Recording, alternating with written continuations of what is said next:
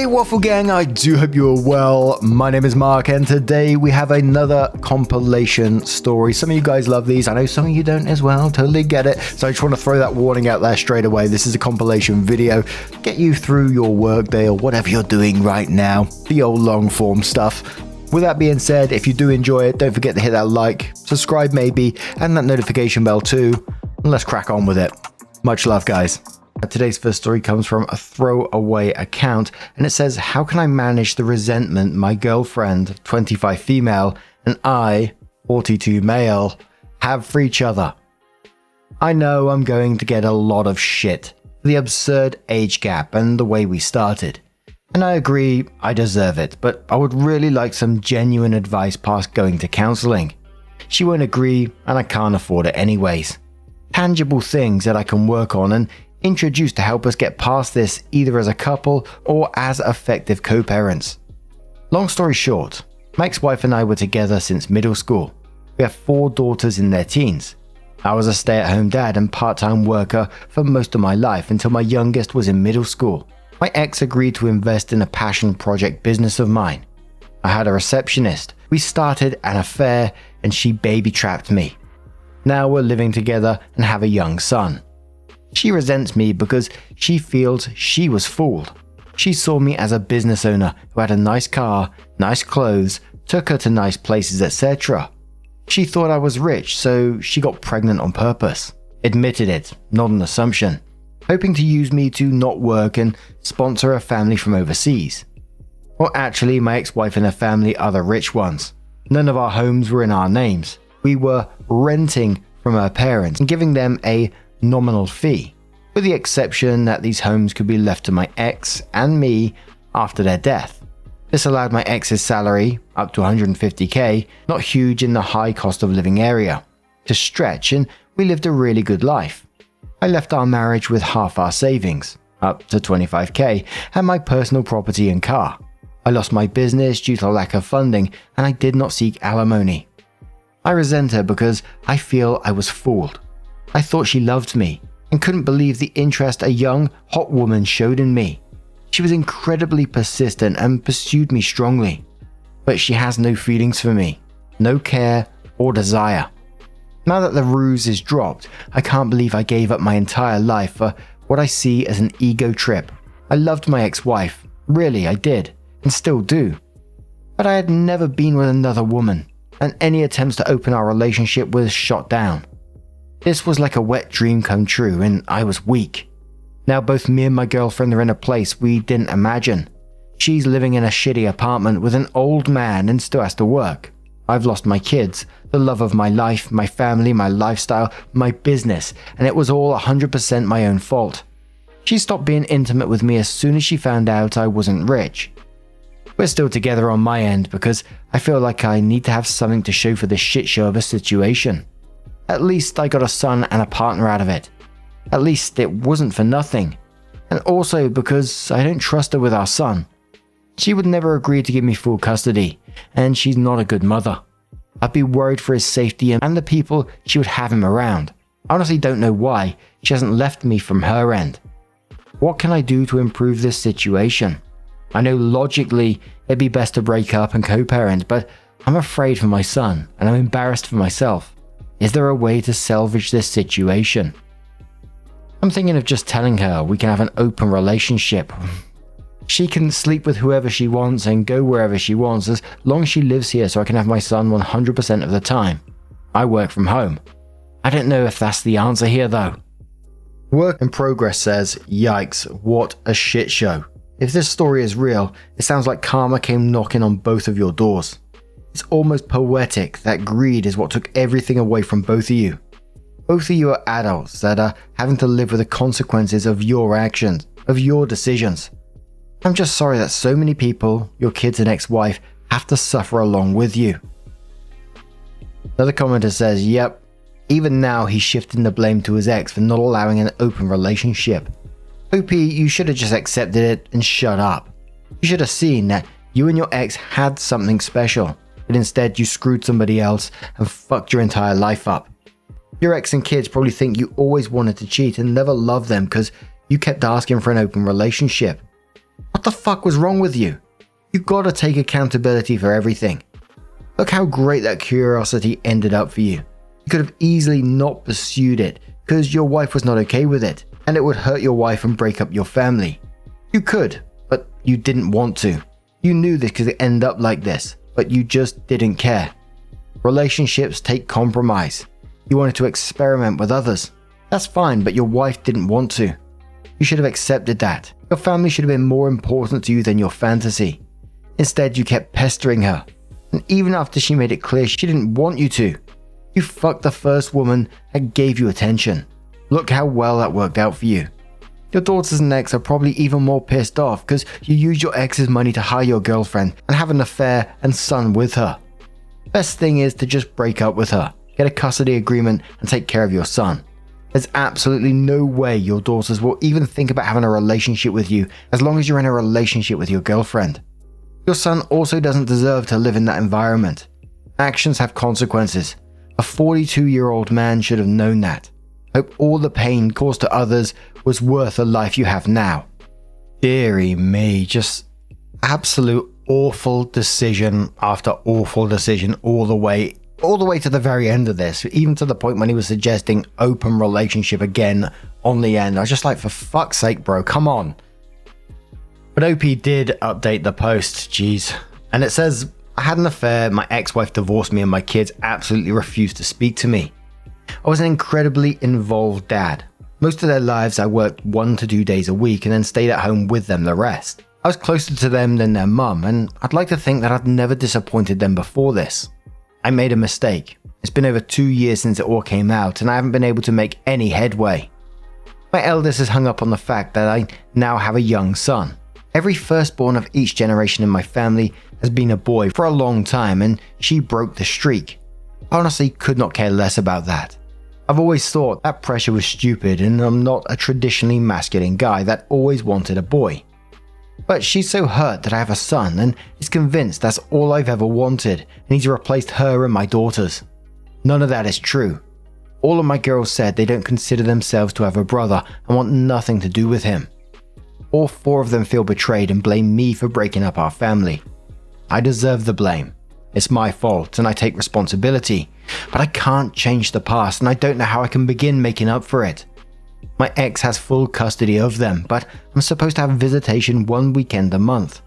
They're all in therapy and it was suggested to not enforce the visitation and respect their boundaries while they work through it. I've done that the entire time and there's no progress made. Does anyone have any suggestions about what I can do here? My ex absolutely hates me but was always supportive of the girls staying in contact with me. She's respected their wishes but still gives me updates once in a while. My eldest is turning 18 soon and graduating this coming year and probably moving away for university. I feel like the time to make up with her especially is slipping away. I know I'm the shitty person here. I was a terrible husband, but I was honestly a really good dad and I miss my girls. Has anyone been through something like this? How did it turn out? What are your suggestions? And we have another update in a moment, but MJ says, you were a great dad except when you used your wife's money to hire a 23-year-old and then got her pregnant with absolutely no regard for what that would do to your children. You're still living with the affair partner.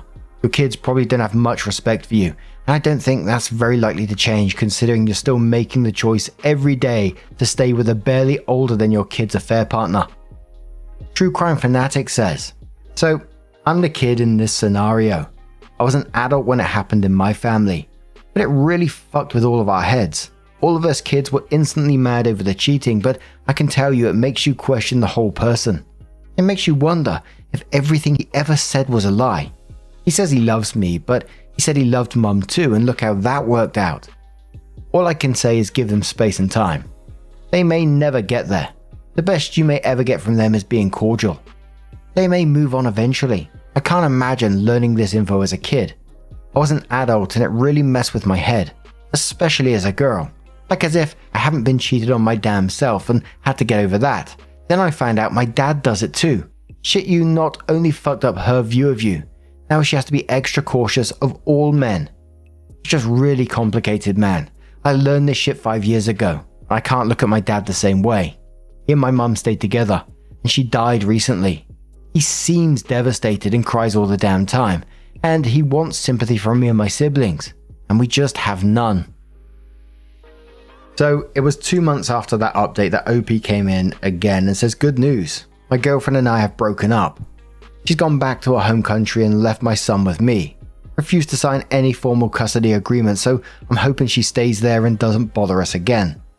I'm pretty sure if she comes back and demands time with him, I have a good case for maintaining custody. She's not even interested in FaceTiming with him, so he remembers her. I feel bad that my son will deal with a shitty/absent mother, but I hope I can get him into therapy as he grows. Bad news, I've tried my best to insist on visitation with my daughters, and that has fallen through. They absolutely refuse to see me. They wrote me a letter together that says how much they hate me, how betrayed they feel, how they'll never forgive me, and how my son will never be their brother. To not even bother telling him about them because they'll never be interested in knowing him. Just forget about them altogether and move on with my new family. I have no legal recourse. The youngest is 13 now, old enough to have a say in custody arrangements, and I don't think forcing them to see me would do me any favors long term anyways. They also included pictures of their mother's wedding. My ex has no obligation to tell me about her personal life, but I'm pretty pissed that there is a man living with my daughters that I didn't know about. Shaking my head. It is a family friend that has been in their lives 10 plus years, so not a total stranger. It still hurt to see pictures of their recent wedding and family pictures with my daughters. They mention that they have a father figure and don't need me anyways. The whole thing really hurt. I know I have no right to feel hurt that my ex has moved on when I cheated on her, but their whole relationship has moved very fast, so I'm now wondering if they started before we got divorced. No way to know now. Doesn't matter anyways. My ex agreed to keep me up to date and send pictures of my daughters once in a while. After dealing with my son's mum, I'm grateful she is so good to our girls and I don't have to worry about their well-being. I'm trying to focus on being a good dad to my son and patiently waiting for my girls to grow up and reach out. It may never happen, but I'm hopeful that they will understand me more as they become adults and gain context for life. And we have another update in a moment, but Cutie Bobuti says, well, I guess you didn't like what you reaped after you had so much fun sewing. Marco Polio says, well, if it isn't the consequences of my own actions. Contrive says, wait, you're telling me my actions have consequences? When I do the wrong thing, it's actually my fault. Absurd. I refuse to believe this. 3 years later, OP came back and says, I've been away for several years. Most of you have heard my story, so I won't bore you with any of the details. I deleted my old account because I was too embarrassed to ever come back to it. I took the advice I was given. I left my daughters alone and have not heard from them since, which is understandable. I did finally get myself in therapy and realize what a gross piece of shit I was to the 5 most important people in the world to me at the time. In the end, I came to the conclusion that I needed to accept the fact that they were simply gone. 7 months after their final contact, I wrote my ex-wife an email saying I did not want any further updates on their lives and that I would never contact any of them again. She agreed and stopped sending me emails shortly afterwards. It was painful for a long while, and I thought I'd just punish myself forever. I agreed with the general conclusion of the commenters that I was/am a narcissist, and in retrospect, I probably had no business being a father. I began to read books more often in an effort to gain perspective. In between taking care of my son and doing the best I could to make sure I appreciated how horrible I was, and probably still am. 5 months ago, one of the regulars at my place of business took an interest in me and asked me for my number. I was pretty wary for obvious reasons, but I agreed. Knowing how prone I am to being an utter see you next Tuesday to everyone I care about, I was pretty upfront with her that I cheated on my ex-wife and had no contact with my former family. I figured that would kill her interest, but surprisingly not. She did end up interrogating me pretty harshly over it, which I let her do because I definitely needed to be dressed down over it by someone besides my therapist. So now she and her 7-year-old daughter, she was widowed 3 years ago, are with me in their house with my son, and we seem to be tentatively forming a new family. I'm very paranoid about something going wrong, so whenever I'm not working, I always go straight to their place or mine and ask her to come over. I like to think I've learned my lesson, but many said here to me, cheaters usually relapse. I have zero desire to do so, but can a person truly change like that? I hope so. I will not cheat on her, I know it, but my past haunts me when I think about it. If my son ever asks me how things came to be, I'll tell him the truth when he's old enough to understand. He may not be family by blood, but the four of us are a family, and I will always be there for both of my kids. One thing that bothers me is how detached I feel from my previous family. I can honestly say I don't love any of my former daughters anymore, and they obviously don't love me, and that's fine. I feel completely at peace with it. My son, his new sibling, and his new mother are my second chance, and I've embraced it. But what does that say about me? I spent 16 years with them, and in less than 3 years I've been able to completely emotionally detach from them. I've made it a point to not use social media so they can't see my new life. My girlfriend shares my disdain for it, but aside from that, our existences do not affect one another anymore. I have a new father and role model, and I have a new family. It is done. That is all I have to say, Reddit. Now feel free to tell me to fuck off, since I deserve it. And the final comment is on this one says, I'm sorry, you've been dating this woman for 5 months, and a 7-year-old daughter is already living with you or at least spending serious time at your house. This is not someone who is acting in the best interest of their kid. Like attracts like, I guess. Enjoy dating a fellow shitty parent. Another commenter says, and he's calling his son's new mum. Bro needs to chill. Strong Bottle says, you need to calm down with the whole family thing. The relationship is ridiculously new. You're doing the same thing you did with your ex-girlfriend. You're just rushing into things and not thinking things through. You probably just resent your children because they didn't forgive you. And that's why you don't have those loving parental feelings. You probably think, I was your primary parent, and this is what you do to me. And it was like the comments said, it just feels like he's just going making the same mistakes all over again. 5 months into dating this widow, and he's already moved a 7-year-old daughter into his life, calling, the new mum stuff, declaring that they're a family. It just sounds incredibly messy and something that's going to follow the same path over and over again. But shit, what do you guys make of that one? Let us know your thoughts down in the comments below. Let's move on to another story. Now, our next story comes from the Am I the Arsehole subreddit. No updates as yet, but it's from Comfortable Bird 3049, and it says, Am I the Arsehole?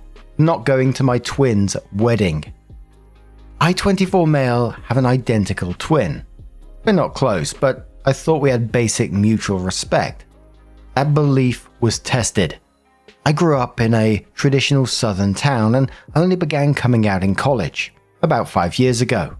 It's been slow, especially with family, but since moving to DC in 23 for school and work, I felt more comfortable living authentically. After moving, I met my boyfriend, 26 male, and we've been together for 2 years. Over time, I've introduced him to friends and family when I felt safe. Cut to November of 24. I was home for the holidays and told my twin and his fiancée about my boyfriend. They seemed happy for me. While staying with them, wedding details arose and they asked if I'd be bringing a date. I said yes, my boyfriend. My twin had gone to bed, but his fiancée said, while there are pros and cons, it's up to you if you want to bring him. That felt like a green light. My twin constantly deferred to her on decisions, so I didn't think I needed to double check. 5 months passed, my boyfriend and I have spent $1,300 on travel, flights, hotel, etc. 3 weeks before the wedding, I mentioned on a call with my brother that we were all set. His tone shifted. Oh, is boyfriend actually coming? I reminded him of the convo with his fiancée. He said she never gave me permission and accused me of making it up. Then said, we can't allow your boyfriend to come. We worry how dad's side will react. I offered to call dad on the spot. He dodged, saying he'd check with his fiancée, despite just saying it was his decision. An hour later, no change. I was still invited alone, still expected to buy a groomsman match suiting, even though I wasn't in the party, and show up smiling.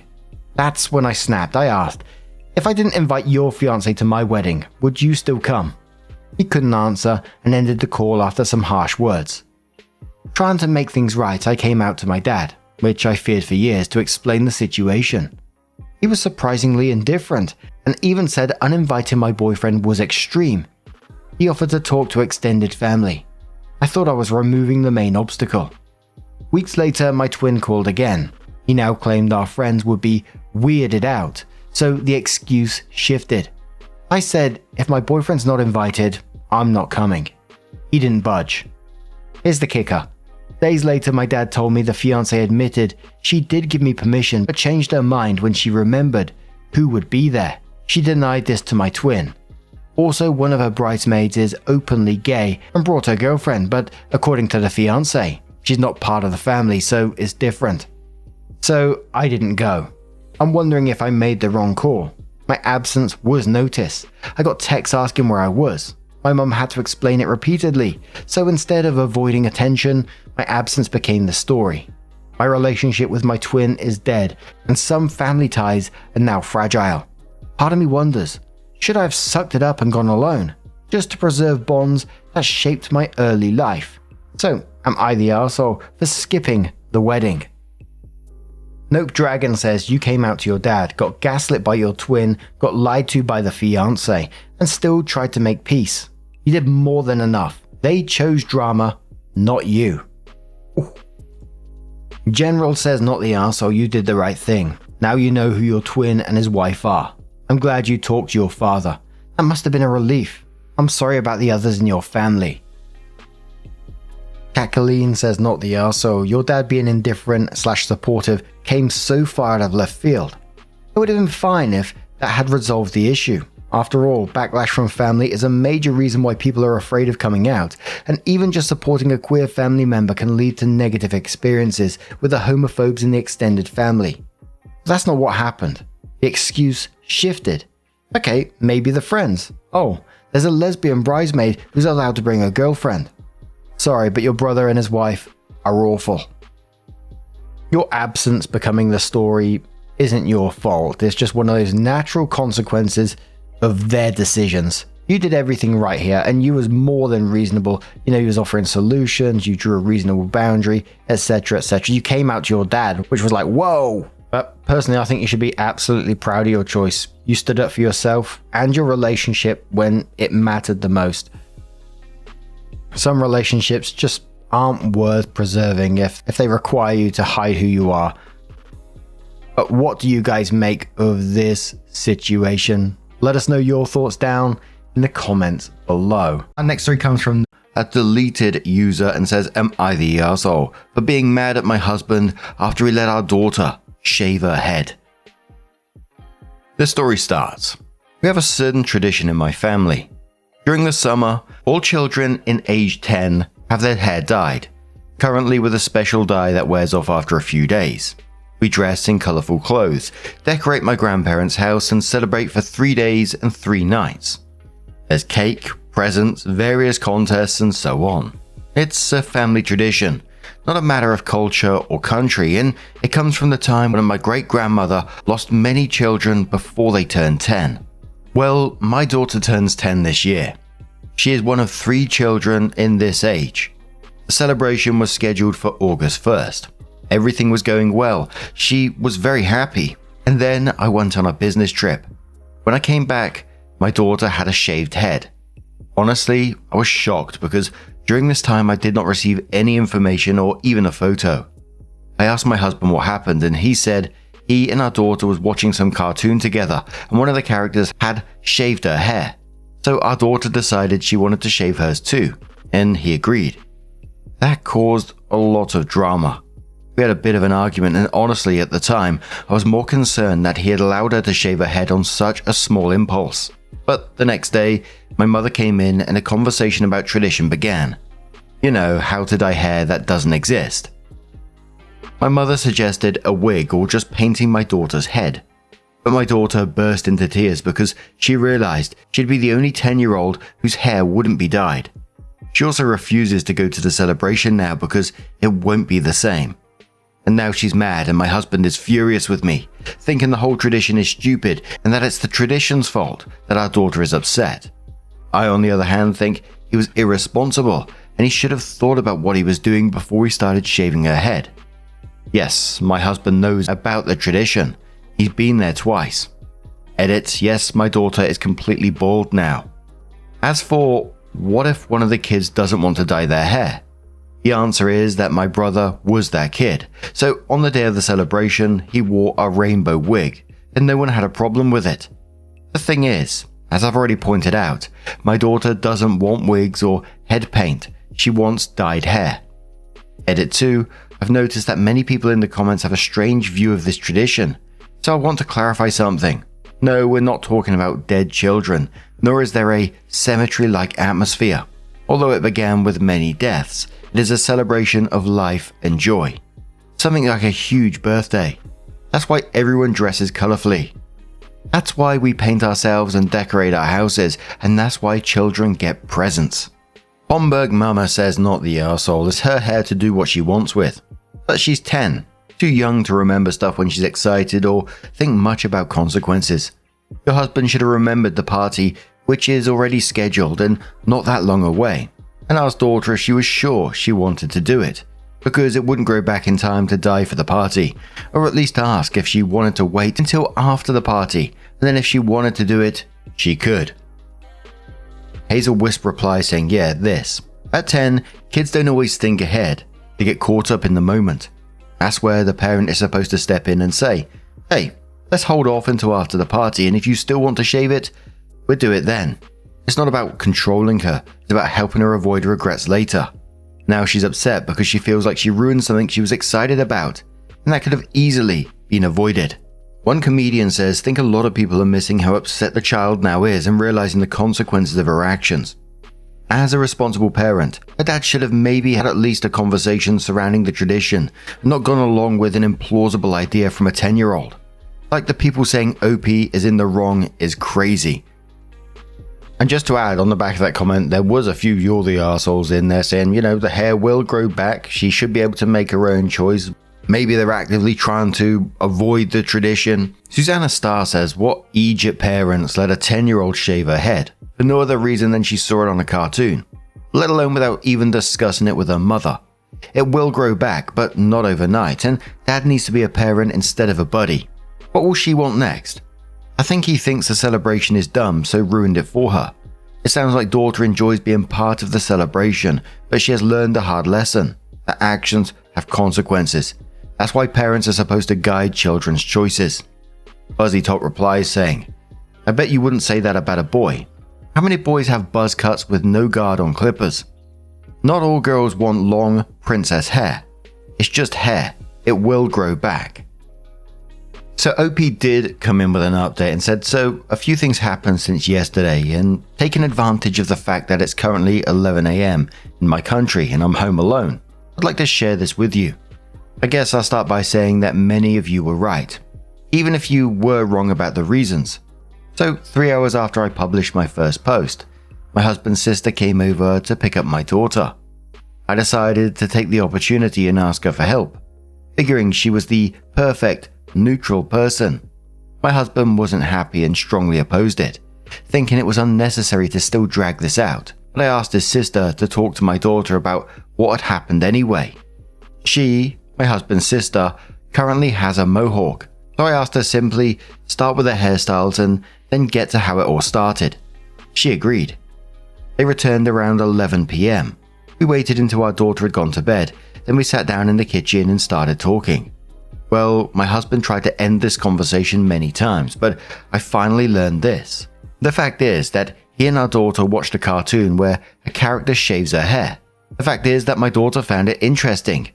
But that's where the daddy started encouraging us to do this and saying it would be great part comes in. My daughter told his sister how he convinced her that it would be more fun this way, and that this way she would be able to better play the character in their game.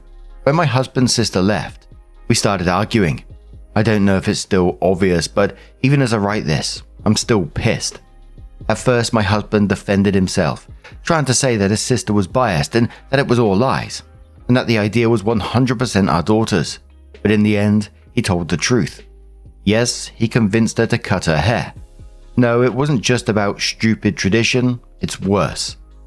You see, before the date of the celebration was set this year, August 1st, my husband wanted to go on a week-long vacation to Greece. It was supposed to start August 1st. So yes, my husband shaved our daughter's head to get back at me for taking away his vacation. He thought that this way we would avoid reuniting with my family, or at least I would feel what he felt. Yes, I too don't know whether to laugh or cry. It ended with me sleeping on the couch, him taking the bedroom and going to work in the morning. Now our daughter is currently with my parents while I consider my next move. I don't want arguing again, but I'm certainly not going to leave it like that. Edit. Okay. I appreciate all the comments, and as I wrote, our daughter is currently staying with my parents. That said, when I took her to them, we talked. The good news is that we joked a bit about the fact that at least now we don't have to comb her hair. The atmosphere was better than in recent days. Together, we found some positives in this whole situation, and using your advice, I've also decided to assure her that she still looks wonderful and that nothing that had happened was her fault, and I'm not mad at her. Unfortunately, the bad news is that she is still sad. She said she still wanted to have her hair dyed and that she's already starting to miss plaits. Vid producer said to the OP, "Your husband used your daughter to get back at you. Girl, run for the both of you." Moody B says, "Seriously, that level of pettiness at your own kid's expense is a huge red flag. Poor kid doesn't deserve to be caught in the middle." Sophia Dream Jew says, "I'd be in jail. You mess with my kid to spite me. That's not petty, that's straight up cruel. I don't care if it's just hair, that's a fucking innocent child, not an emotional punching bag." Lisa Knows Best says, "Can you ever trust your husband alone with your daughter again? He used her to punish you. Think about that. Now she's upset because she was too young to understand the results of shaving her head. Your husband is disgusting." Opie says, "Oh, I'm definitely thinking about it. I'm going to pack up some of our daughter's things and take them to my parents' house. I won't let her be around him until this whole thing calms down." Goddess from Cyprus says, "What on earth? Who's getting back at you? Has he behaved this way before? Will he do it again is my worry. How far would he go? I'm not sure what you can do about your daughter's hair. Is there a singer or actress she likes that wears a wig to change her hair? If so, maybe show her to encourage her to try." Opie says, "You see, the strangest thing is that I can't recall a single situation where he was this extreme. Did we ever argue or disagree on something? Sure, but he never used our daughter against me or became like that. He usually went normal. A small argument followed by an apology and a normal conversation. Literally, just a few days ago, I would have called him a good father and husband." Eagle Mama says, "More like he's playing the long game. Waiting for his choice to get his revenge on you for all the years of those celebrations. I think his mask has slipped. Using your child as a pawn as an adult argument is reprehensible." Opie says, "It would be even more crazy considering that we've only been to 2 celebrations together so far. They don't happen every year." Gee bloody whiz, that ending is absolutely terrifying, that he's used his 10-year-old as a weapon against his wife. He didn't just let her shave her head, he actively encouraged it, knowing it would ruin something that she was excited about, all because he was mad about missing a trip to Greece. Manipulating a child to do that, oh my word. And after the fact, blamed his daughter, and eventually hurting his child to hurt his own wife. Absolutely terrifying. And simply, when someone shows you that they're willing to go to those extremes, how do you trust that again? I don't think there's any way back from that. You just believe them the first time. And completely off, well, not off topic, but off the actual what's going on in that situation. If I'm being completely honest, I found the tradition a bit odd at the beginning. The way that it was initially explained, you know, specifically 10-year-old, the great-grandma losing kids, so they have this dynamic where they're dyeing 10-year-old's hair because of it. I mean, it came across a bit odd to me. I know OP said it's like a celebration of life, which does sound nicer, but I'd be lying if my eyebrows weren't like, what's going on here at the start of this story? But now I'm going to turn this one to you guys. What do you guys make of this situation? How would you deal with it if it was you? Let us know your thoughts down in the comments below. And let's move on to another story. Now, our next story comes from Feisty Green 1894 from the Relationships Advice subreddit. And it says, "Relationship trouble due to female friendship. I've 30 male, been dating my girlfriend 30 female for 9 months. And I'm fully in love with her. We've talked about marriage and family soon, and she's the one for me. However, we are having major issues over female friendships I have. I've traveled a lot and have a lot of different friends, male and female, from different portions of my life. Since high school, I've been best friends with a girl, Emma. We have never had any romantic interest on either side and went to the same college, worked at the same job for a while and stayed very close. Would help each other with relationship advice, etc. I also became platonic friends. Same thing, no romantic interest either side, with a girl, Anna, in college. And we stayed friends, traveled together, etc. in our 20s. When my girlfriend and I started our relationship, in the first couple of weeks she got upset about Instagram comments Anna made on a post of mine and didn't believe me that our relationship was platonic. I stopped really responding to Anna out of respect for this and basically ended our friendship, which I regret. Due to this, I was scared to tell my girlfriend that I had a best friend in Emma, so I didn't. This was a major mistake by me. I should have been open from the start and really regret this. A couple of months ago, my girlfriend saw texts from Emma and asked who she was, etc. and got really upset, justifiably, that I had a close female friend I hadn't told her about. The texts were Emma asking when I was free to give her a call back, and my girlfriend took this as us going behind her back. She assumed since I hadn't told her, I was being shady with Emma / pursuing a romantic relationship. She gave me an ultimatum that I had to cut off Emma, block her on everything, etc., or our relationship was over. To save the relationship, I did this and thought that I could move forward. However, I've now become resentful of my girlfriend, especially because she has a male best friend and has other male friends as well. She was open about these friendships from the beginning, which was my mistake in not doing the same. I never used to be jealous of this and I trust her, but I've become resentful that she can have these male friendships and I can't have female friendships. She has been treated poorly in past relationships and has been hurt and cheated on, so I understand her perspective, and I really wish I didn't cause this problem by not being upfront. I'm struggling to get over my jealousy and resentment. I feel very guilty for just cutting Emma off like that. She used to really rely on me for advice and friendship, so I just need to get over this. Any advice? I really love my girlfriend so much and want to find a way to make it work. Thank you. Cafeteria Monitor says to OP, this is a fundamental incompatibility. If someone being with you is contingent on you cutting off all your female friends, including your best friend, who you've only ever been platonic with, that's not the right person to spend your life with. You fucked up by not making it known early on that you have female friends who are really important to you and who you want to keep in your life, and by not breaking it up when it became clear that this would be a problem for her. I do not think there is any way to talk your way out of the current situation because hiding Emma was a super shady thing to do. You have to look at what happened and realize that you subconsciously knew you two were not compatible and were scared of facing that reality. Opie replied simply saying, thanks for your input, really appreciate it. Celtic Glitter says, so were the texts from Anna flirty? If so, have you and Anna been friends with benefits? Opie says neither Emma or Anna and I have ever been friends with benefits or anything romantic or sexual at all. No. The texts were not flirty.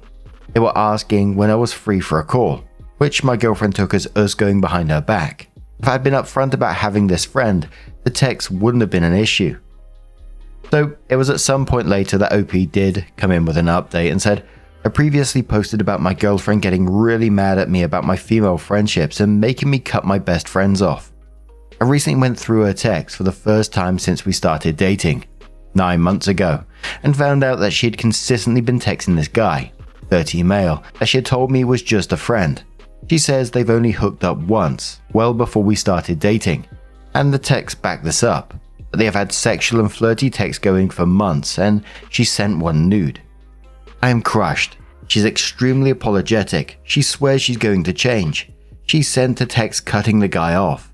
Says she is willing to go to therapy, will do anything to keep me. She said she was projecting her insecurities on me about my friend and says I can have my friends back, etc. I've texted my friends who I cut off, but they, very understandably, have not responded.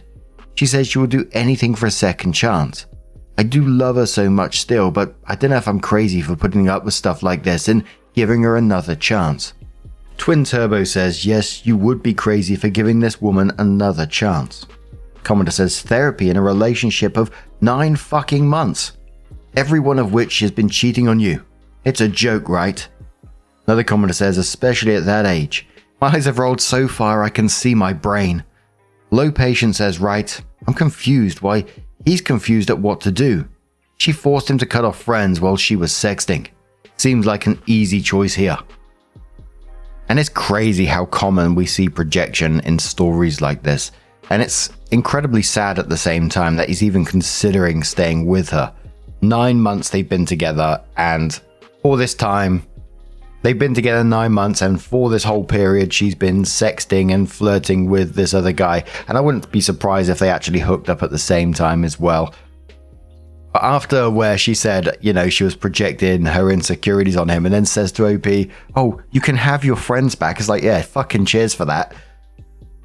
She made him cut off his friendships, and then she's done this to him. She's basically isolated him from everyone around, and not even sure if these friends are going to want anything to do with him anymore. I hope they do see his side of things and what was going on, but who knows?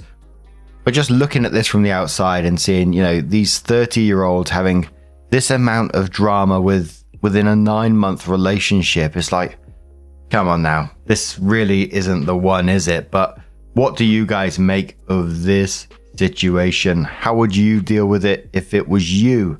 Let us know your thoughts down in the comments below. Our next story comes from Traditional Girl 6100, and it says, am I the arsehole here for not allowing my future sister-in-law to use our neighborhood pool?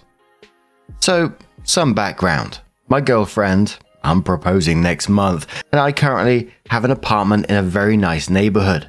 We are fortunate enough to also have access to the clubhouse pool, which we frequently go to cool off after we've been working all day. A bit on my girlfriend's sister. She is a little wild and is known for excessive public drinking and causing scenes wherever she goes. Anyway, to the story. Last Monday, my girlfriend got home from work and said that her sister wanted to go to the pool while she was at work. Her sister doesn't really work, only 1 to 2 days a week, and still lives at home. Their conversation looked like this. Girlfriend said, how are you going to get into the pool without a car to get there and without our key card?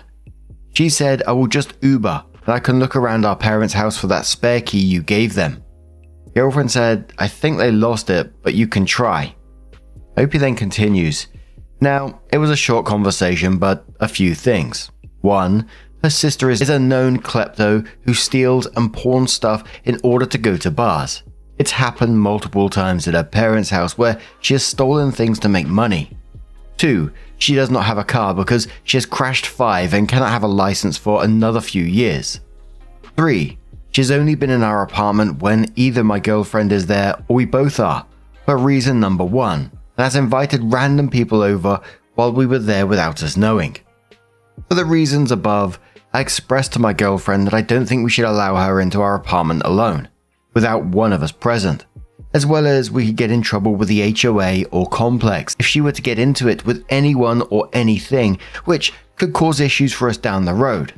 Along with this, I also said we need to have a conversation with her parents to let them know to either find the key and give it back to us, or hide it in a spot her sister would never look.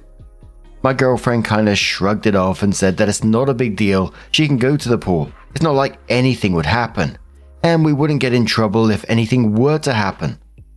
I feel like if I keep pushing it may cause issues between me and my future sister-in-law, but selfishly, I don't want her around our stuff, but can't help feeling like an arsehole. Am I in the wrong? Edit. I feel like I gotta say this because I did paint her in a bad light unintentionally.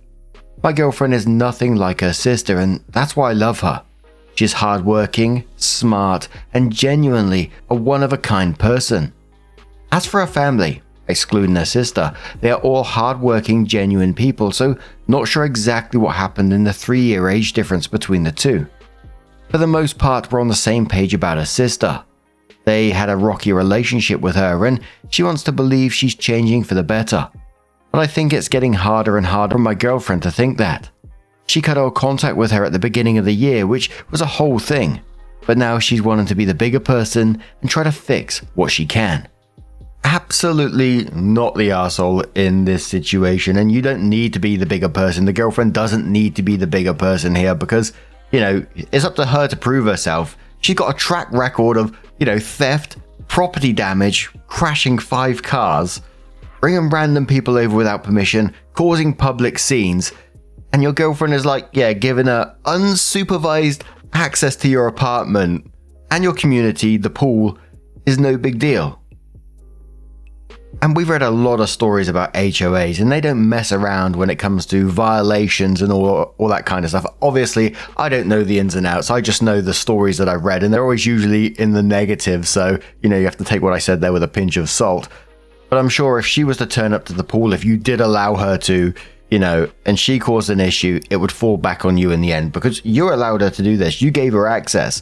Quite frankly, I wouldn't want her anywhere near the property at all, not even in your house when she's supervised, just because of the past history there.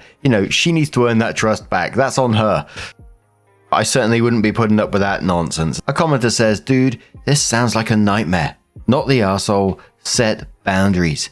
If the girlfriend can't support and respect them, as well as understand the financial liability her sister causes, do not propose. Explain where you are coming from. Explain this is a hard boundary, and if she cannot respect it and that you need to think about the future.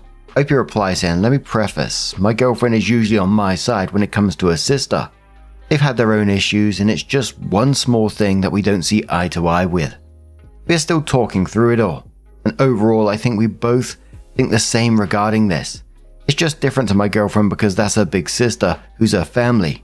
Family is very important to her as a side note. Commenter replies saying, family or not, big sister who acts like a child or not. Liability is liability. You and the girlfriend are on the lease, not the sister. If the sister does something, who is legally and financially responsible? Who will the management company hold responsible? Some rando or the people they have a contract with? OP says, good point. I texted her and we're going to sit down and talk about it tonight.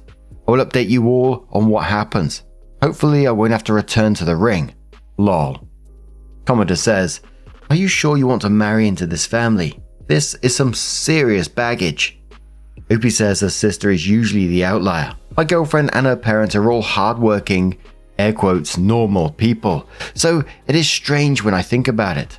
I have almost popped the question before, but didn't because of family. But I actually get along with her parents and extended family very well. It's just her sister, which I'm not sure what to think of. Another commenter says, as someone who worked in property management for both apartments and an HOA, I hated when families would show up to use the facilities without the actual resident, and then get butthurt when asked to leave. If a resident gave their keys to a non-resident and were not present when using the facilities, it would mean they would lose their privileges. At one warning, second was never again. My boss trespassed a teenage boy and his friends for coming without parents. Rules are rules. She is your guest. You're taking responsibility for her. You're responsible for what she does. You could lose your privileges, and I bet if you read your lease/HOA rules, it will have something stated in there about the use of facilities, which may cause you to be evicted. OP says, this is great insight into it. Thank you. And the final commenter says to OP, OP, you can ask your management to reissue you new keycards due to losing one. Ask them to deactivate the old ones. Had to do this with an old key fob I lost from my community's pool. Also, being the bigger person doesn't mean giving in. She was already no contact. Being the bigger person is giving her another chance with the exception that boundaries are established and respected. That second part is important for rebuilding trust. OP says, the issue with the first part is that a new keycard is something crazy like $250, which won't kill me but just seems outrageous. My girlfriend is about to get home from work, so we're about to talk, but I will make an update post tomorrow letting you all know how it goes. Kinda nervous but also excited in a weird way. I just think depending on how this conversation goes, tells me what I'll be doing next month. So OP does come in with that update and says, first off, I just want to say thank you for everyone's advice, especially those who have been in a similar situation. So last night my girlfriend got home from work and we had a conversation about the whole ordeal.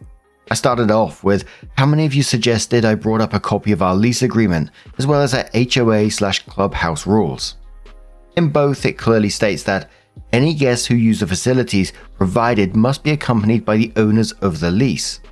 Failure to do this may lead to immediate eviction or financial liability. After pointing this out, my girlfriend said she understood that part, and she's been thinking about how she acted during this whole thing as well. She went on to explain that for once, she just wanted to treat her sister as a big sister and not a kid that constantly needed watching. Well, I guess after giving her examples of ways this could backfire on us, the sister's already thin trust with us. She agreed with me, and we decided it would be best to do the following. 1. Try and find the spare key from her parents' house and retrieve it. My girlfriend is going to try and do this today. 2. Contact our landlords and have our locks changed. This works out because our front door locks are starting to stick. 3. Set clear boundaries with the sister. This includes not being here unless one of us is present. No invitation to random people to come over. If that is done, she has to leave, and if anything is not followed, then contact will be cut. My girlfriend already sent her a text message about this, and I told her I can be the bad guy if she would like me to. Her mum actually called me today and said that what I did was a very adult way to go about it all, and she appreciates me also standing up for my girlfriend to her sister.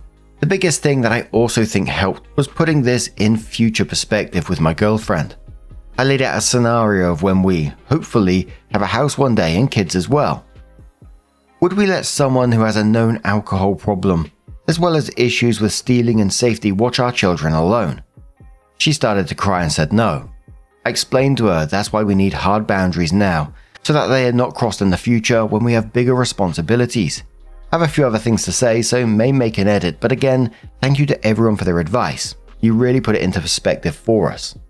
A commenter said to OP, not the arsehole, I think you're doing the right thing by setting clear boundaries early on. But I can see how it might feel overwhelming to handle such a sensitive situation with family dynamics involved. What if there's a way to involve a neutral third party to mediate without making things more complicated? OP says, if it gets to that point to where I need a neutral third party, I will consider it. As for now, it seems like what I did has worked. But who knows, I might be posting again next month. Thankfully, even her parents are silently on my side as well. That will maybe count for something. A commenter, who was downvoted, says, maybe my family is different. But you don't need to ask to come over, it's auto. This is my house and my family's house, and they can walk in and do whatever they want with whoever they want, but clearly we come from two different cultures. So if your girl is okay with it, then by all means. But my man, no, my family is showing whenever they want, with whoever they want. OP replies saying it may be a cultural difference, which is okay. I just don't think it's very appropriate to have a family member bring a random over without informing you first. But I guess I could be the weird one. That goes for my side of the family as well. Another commenter says, you handled it super well. Laying out the rules and talking it through calmly was the right move. Just stick to your plan if your sister tries to push it again, because keeping those boundaries firm will save a lot of future drama. OP says, that's the name of the game now. Just keeping the boundaries in place and followed. And the last commenter says, just here to say I'm proud of you. You did the right thing and thank you for supporting your girlfriend. OP says, I feel like that's part of why I'm here, you know. She has a hard time standing up for herself and I've seen big improvements by her in this. Anytime something happens to her, we always talk it out and maybe different ways to handle it. That downvoted commenter was wild, man, that, you know, my family can walk in and do whatever they want with whoever they want. I mean, what the hell? There's a massive difference between, you know, having an open door policy with trustworthy family or people. You know, that used to be what happened where I lived when I was younger. Neighbors would walk into each other's house, but as soon as someone was disrespecting, you know, people's houses, they just weren't allowed in anymore. It's as simple as that. Doesn't matter if it's family or who. If they come in stealing, you know, damaging property or whatever, why would you allow them in again? Bloody hell. But what do you guys make of this situation? Let us know your thoughts down in the comments below. And let's move on to another story. Now, our next story comes from a throwaway account, and it says, I, 24 female, just broke off my engagement with my fiance, 26 male, because he told me he wasn't ready when proposing. We're going to therapy, but I feel like I gave up already. Help. Hi. So, I, 24 female, and my fiance, 26 male, have been together for 6 years, living together for 2 years, and engaged for 1 year and 2 months. We've been a really cool couple. Same sense of humor, we have common interests, we enjoy the same things. We're basically one person at this point. I thought we had great communication. Turns out, I was wrong. The one thing is, I feel like his mother. He takes no initiative. He doesn't initiate physical contact. Not even mentioning sex here, but it's a bigger problem. No initiative makes me feel really unattractive. He won't ask me out for dates, won't hug me or cuddle with me until I ask. So I do it all. I arrange dates, I try to get closer, to communicate more, and I decide what we do and where we go out, etc. Basically, he comes home from work, 8 AM to 4 PM every day, takes out his laptop and just does whatever. Probably just play games. Then we fold laundry while watching a TV show and go to sleep. Pretty much just living like flatmates or like a very old married couple. I tried to talk to him about it and he'd always say he'll try to do better, and he would for 2 to 3 months, then things would go back to what it was. But here's what broke me.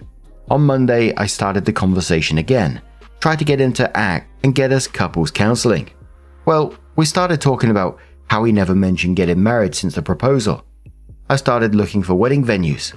I drove us to one and suggested we book it. He said he'd rather see more before making a decision. I asked him to look for something and we can go check it out. He admitted now that he didn't even Google that since September, and he basically told me he proposed because he felt like I expected and wanted it, while he wasn't 100% ready. I took the ring off, saying it feels like a lie because it meant something different to him than to me. And he took it, said, I promise you, I'll give it to you when I'm ready. So he wasn't ready 14 months ago. During those months, nothing changed and he still wasn't ready to be engaged. I loved this man for 6 years, but now it turns out he proposed because he had to. Still had doubts and let me look for wedding stuff, create Pinterest boards, make guest lists while knowing it's all built on a lie. It feels like I proposed to myself while he just stood by and watched. We have couples therapy today, just like he booked it on Monday, but now I have no idea what to do. I agreed because I wanted us to work out the initiative thing, but that was before I found out he didn't really want to be engaged. I'm going there today and I feel like I'm lying to him because I don't think I can continue this relationship after what he did. He's trying hard to take initiative again and be closer to me, but it feels like it's too late. How can I handle this? I'm giving him hope with this therapy while considering to break things off because of the engagement thing. Can I forgive this and move on? And look, I don't think that you've, like you said, given up. I think you've just realized what the situation is clearly now. He proposed from feeling obligated rather than being genuine with you. So, like you said, it's not an actual proposal at all. It just feels like he's going through the motions. And do you really want that? I mean, it's been 6 years. I mean, at some point, you either know or you don't. Like, I get it. You need time to figure things out, but 6 years seems a bit wild to me. And, you know, he actually just sat there and watched her plan the whole wedding while secretly having these doubts at the same time. It just felt cruel. And the proposal is one thing, then there's everything else where, you know, she's initiating everything, planning everything, carrying the emotional load. The bar is literally on the floor at this point, so, you know, you've got to question that whole thing, right? And ask yourself, is this what you want for your future? But a deleted user says, don't help, trust your gut. If after 6 years together he's not ready to make you his partner for life, he may never be, and you'll be waiting around for nothing. He already told you how he felt, and at that point, while I can absolutely see his argument about being too young, he lacks the balls to have an honest discussion with you about timelines. Bloomy says, you have therapy booked for Monday. Bring this post in and discuss it there. See what he says. I mean, I really don't see this working out, but since you're already going, get it all out in the open. Another user says, don't waste your youth on a man that is settling for you. You're a placeholder for him. I guarantee that if you stay, he will eventually find someone else, leave you and marry her within a year. You are not the one he sees a future with, but he won't break up because he doesn't want to be alone. He's doing the bare minimum to keep you until he finds who he really wants. You deserve to be the be-all and end-all in someone's life. Don't let this man use you and waste your time. And one more comment from Second, who says, "You're on different levels in this relationship and that's not right. You need someone who's committed and he definitely isn't. Usually I would advise counseling, but the fact that he said he would give it back when he felt ready means he's not in the relationship right now. Do you really want to wait for him to be ready? Is he worth the wait? Because based on what you've described, you seem to be doing all the heavy lifting in your duo when he just goes with the flow, if even that. I wouldn't push someone into a relationship he doesn't want, but I also wouldn't want to wait for them to change their minds. All in all, do what is best for you. In matters of love, we get to be selfish. I honestly think he would be relieved to break up with you." So around 18 days later, OP does update the post and says, "Figured I'd post an update to this. I read many comments and they really helped me. Thank you for sharing your experiences. That opened my eyes." So yeah, TLDR, he wasn't ready when proposing. He won't admit it, but I'm pretty sure it was a shut up ring. Which is sad because I never really cared about marriage in the first place. Now, we went to therapy. I said the same things as I've written in the previous post. He struggled to answer any questions, didn't really say anything that he hadn't before. Therapist suggested we would try living separately, but I think she could tell we're going to break up soon. Lol.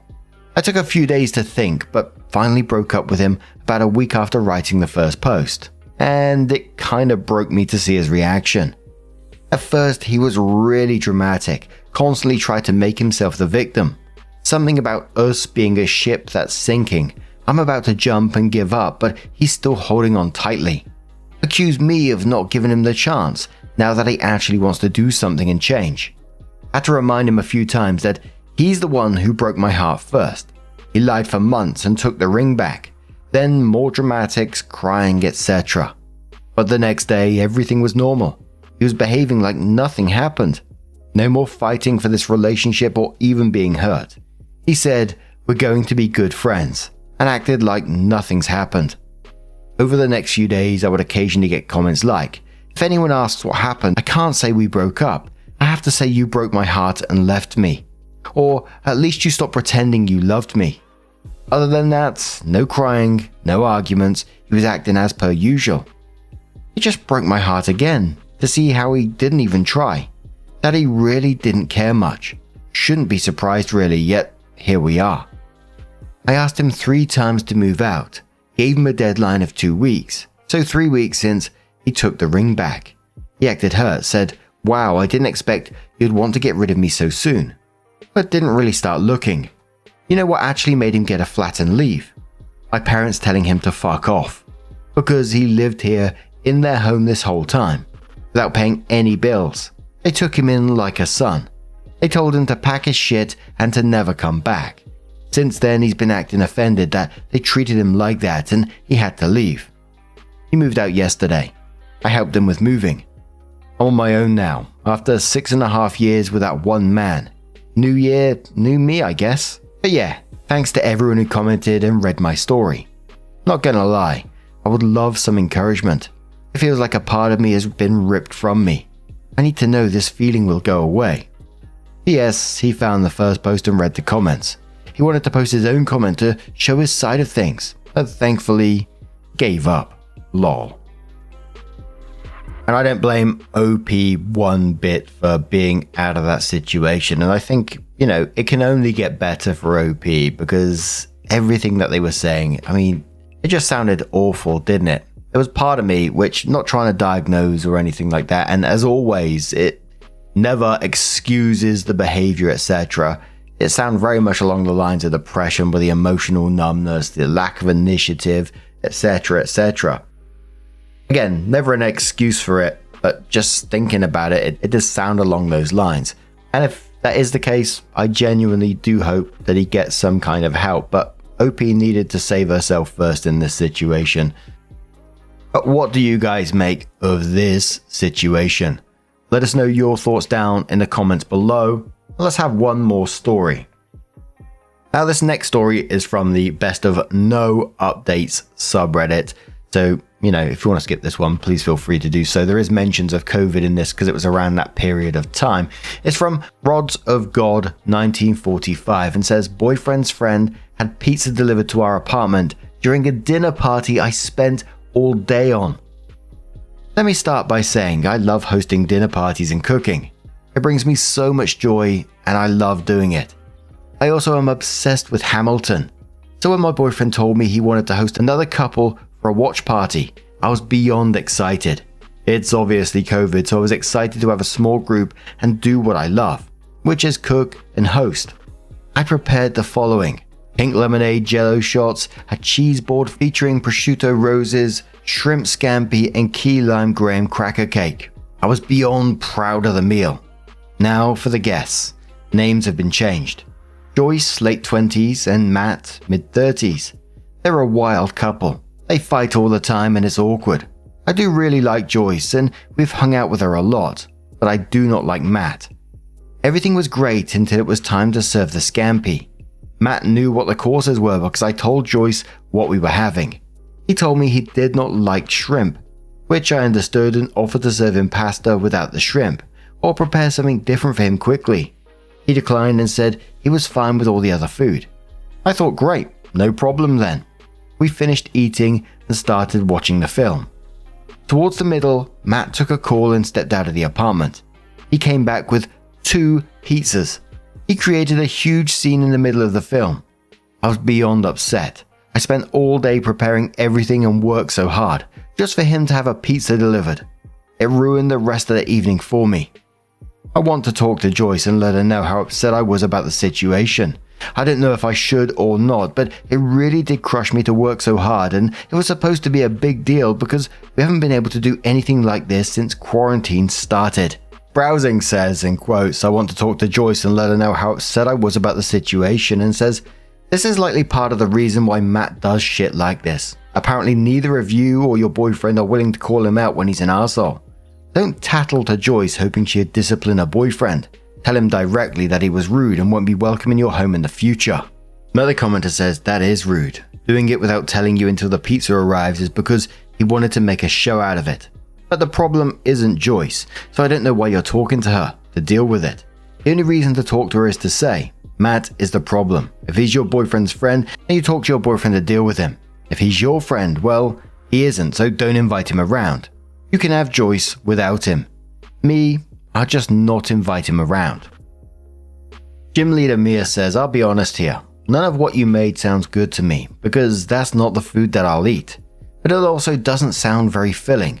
Without the shrimp scampi, which I definitely wouldn't assume Joyce told him was planned, I cannot stand the smell of seafood and would have lost my appetite while you guys ate. I would have picked at things and tell you I'm happy. I'd never feel okay asking you to make something different for me. He waited for a while and ordered food he knows he can eat and will eat. Didn't ask you to pay for any of it. Maybe he figured 2 pizzas in case you guys were still hungry too. That way he had something to contribute to this dinner party. I'll be honest, you sound really not the kind of person I'd want as a friend.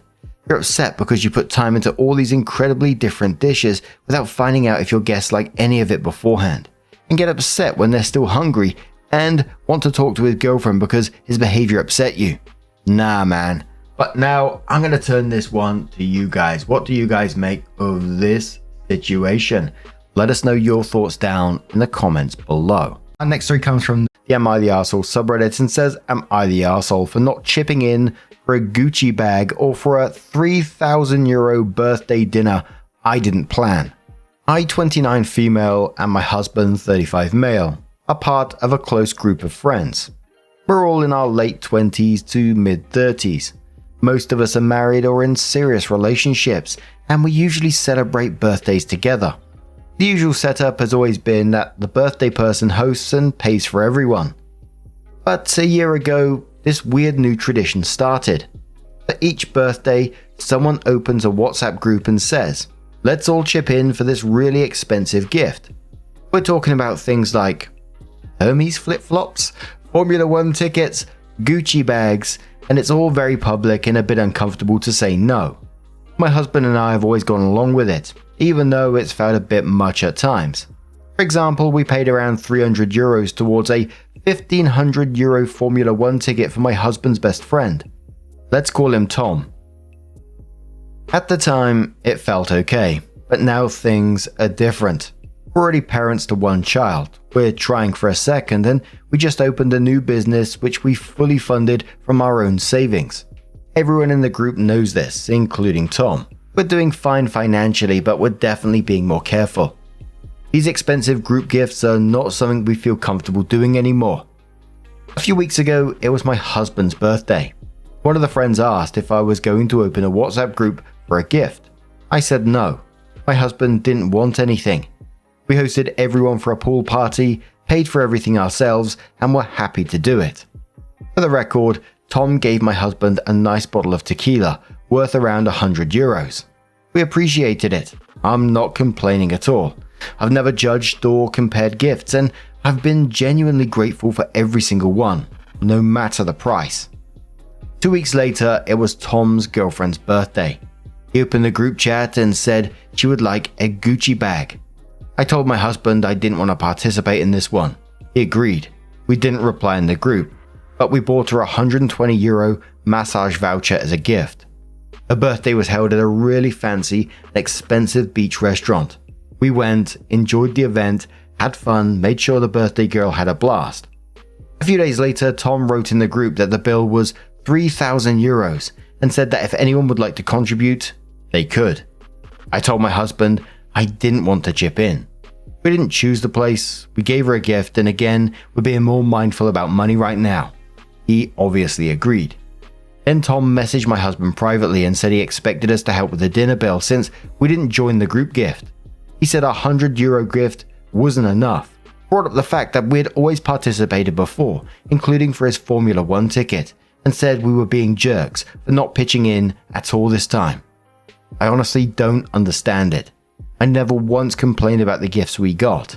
I've always been thankful, but suddenly we're being labeled as the rude ones just because we made a different choice this time based on our current situation. Nah, not the arsehole for me. You gave a thoughtful gift which was €120, which is more than I give to my family. And I know we're talking about different budgets and lifestyles here, but the audacity of him demanding that you pay for that €3,000 dinner after he chose it just has me wondering how entitled Tom is in other parts of life as well. He sounds like a bit of an arsehole, if I'm being honest. You know, he was asking for the money after the fact. Weird. But OP comes in with some comments and says, I'm a lawyer and my husband is a real estate broker. We work together and own the company. Our friends are in finance, a doctor, and digital marketing. Tom's girlfriend is actually the one that started the whole thing with his F1 ticket. Then says, yeah, I guess everyone in the group is pretty well off. I have to say we're all friends for many years and everyone built themselves all alone. No help or favors given. Still, I'm not the type to spend money on expensive stuff I could otherwise spend on my kid or the new business. The bill he wanted us to pay is more expensive than a month of kindergarten for my son. That's a clarification saying, we had absolutely no problem paying for our meal, but for the past decade, the birthday person always paid for the lunch and dinner. We only found out about the high bill a few days later. None of us ever asked anyone else in the dinner party to pay. When we were still young and couldn't afford it, we used to host at home. Then adds, we decided to do that after every birthday dinner ended in a fight on who will pay. We used to all cover our meal plus a part of the birthday person's meal, but then they would fight back, etc, etc. A matter of culture, I guess. And no, we absolutely RSVP'd to the dinner, just didn't answer the gift group thing. And OP says update, and it's a hilarious one. We've been trying to figure out who keeps logging into our TV streaming service. We live in Europe, and the streaming service is to watch TV from our home country. We pay about €280 a year for it, and can only use it on 2 devices at once. We kept being logged out of our living room TV. Turns out, Tom was using it since my husband logged in at his house a year ago. Yes, we're even. Lol.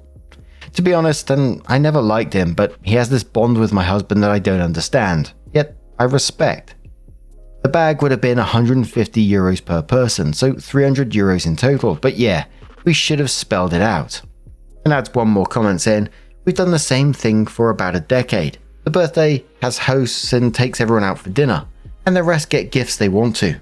When we were younger, we mostly hosted at home. When we grew older and finances got better, we started going to restaurants. The WhatsApp thing started this January. I'd be embarrassed to put something like that on a WhatsApp group someone created. Oh yeah, guys, I'd like a $1,500 F1 ticket, please, if you wouldn't mind. That'd be absolutely lovely. But OP comes in with another update and says, "Hi everyone. I posted parts of this update in the comments of my original post, but I thought it'd be better to collect everything into one proper update so it's clear and complete. After reading the comments, my husband and I realized we hadn't been as clear with our friend group as we should have been. So we wrote a respectful message in our group chat with everyone. Hi guys, first of all, we love you all. Just wanted to say we're no longer participating in the group gift tradition. With our growing family and the new business, we're trying to be more mindful with money, but always celebrate you in our own way. Thanks for understanding."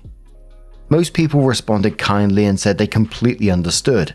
Then one couple reached out to us privately and told us they're currently going through IVF. They said they've been feeling very uncomfortable with the pressure of the group gift tradition, but didn't want anyone to know what they were going through.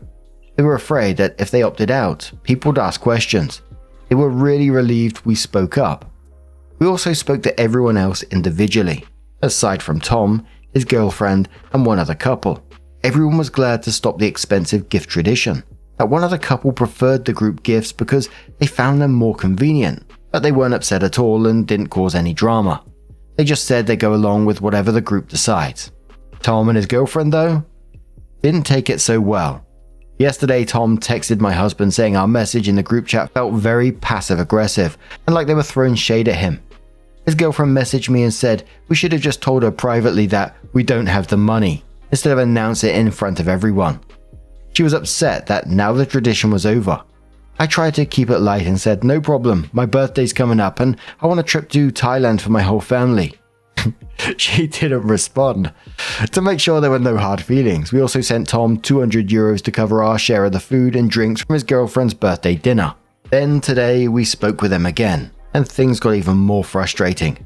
They told us that our decision not to do any group gift or any gift at all for my husband's birthday came off as condescending and inconsiderate, as if we're better than them for not wanting gifts. Apparently, it made life harder for everyone. That was never our intention. We just genuinely didn't want anything and were happy to host and celebrate without gifts. As a group, we've now all agreed to go back to the old tradition. The birthday person hosts everyone. When we were younger, that usually meant breakfast, lunch, or dinner at home, nothing over the top. It felt more personal and less stressful, and everyone seems happier going back to that. Lastly, my husband and I have decided to take a step back from Tom. The whole situation made it clear that a lot of people in the group feel they can't say anything around him without him getting offended. We're not angry, just tired. We want to enjoy our friendships without walking on eggshells. Thanks again to everyone who commented on the original post. You helped us see that we weren't crazy for feeling the way we did. In the end, we think this reset was needed for us and the group. Info, we're a group of 5 couples. And a lot of people suspecting that Tom and the girlfriend are trying to crowdfund a lifestyle they actually can't afford after this. But the absolute entitlement, to get offended after this as well.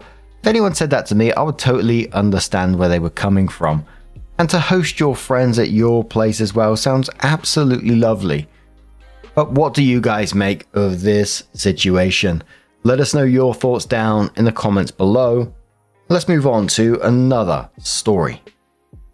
Now, our next story is titled, "My girlfriend and I have never had sex." I don't know if it's never had sex or they never have sex, and it's been almost 5 years. Am I the arsehole? It starts, "Yes, I mean never. Me, 27 male, and my girlfriend, 26 female, have been together for almost 5 years. When the relationship started, I assumed she was being flirty and building the temptation. We were having so much fun going on dates, and I was just so excited for the time to come. And it still hasn't come. But I've tried to talk to her. I've brought this up hundreds of times. Every time I gently start the conversation, she starts crying and she says she feels guilty. And she gets angry at me for always bringing it up. At the start, she said she has vaginismus. She has seen a specialist about this once because I asked her to, and has the tools for exercises that they use to fix it. They have been sitting in her bedside drawer ever since. I'm not blaming her for having vaginismus, and I'm sure that it's a horrible experience. But sitting here for 5 years waiting, doesn't feel fair. The last time I brought it up, she said she has just never had the drive to have sex and it's not something she's ever wanted. But it's something that I want. I've asked her to go to the doctor to get her hormone levels checked, which she did. She went off her birth control about 3 months ago and absolutely nothing has changed. This makes it hard for me though, because it seems like she's starting to put in some kind of effort. She is beautiful and smart and she has a good job. We live together and her family love me. We do everything together and I miss her when she's not around.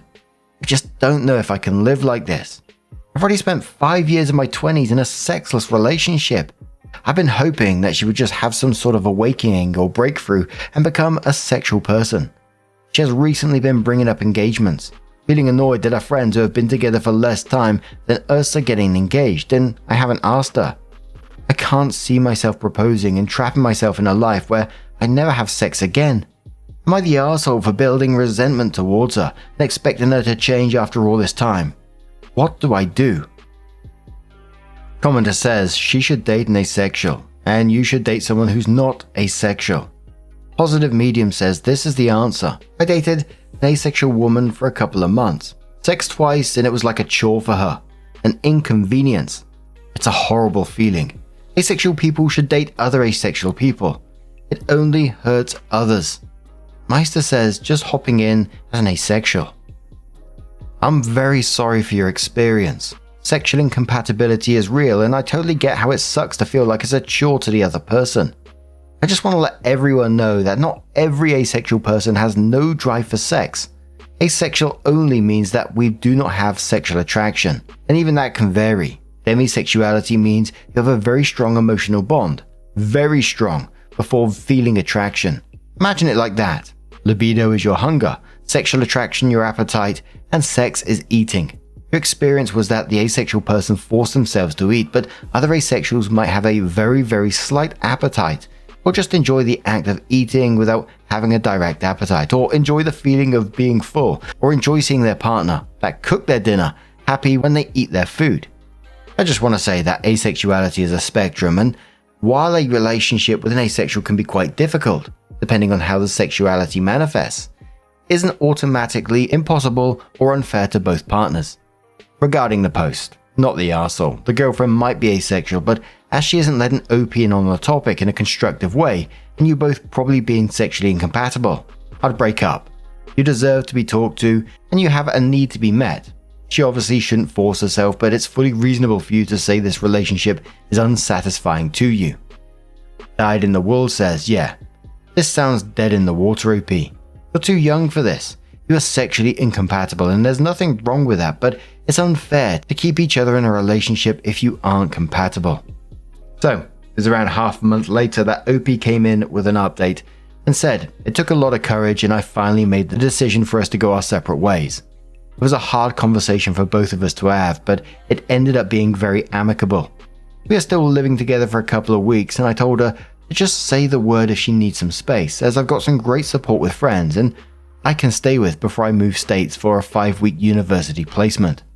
She's got her parents' house 2 minutes down the road and she even offered to stay there as she's empathetic to the fact that I don't have that option. She has no problem with me leaving personal non-essential items at the house until I find a new fixed address. She won't kick me to the curb basically.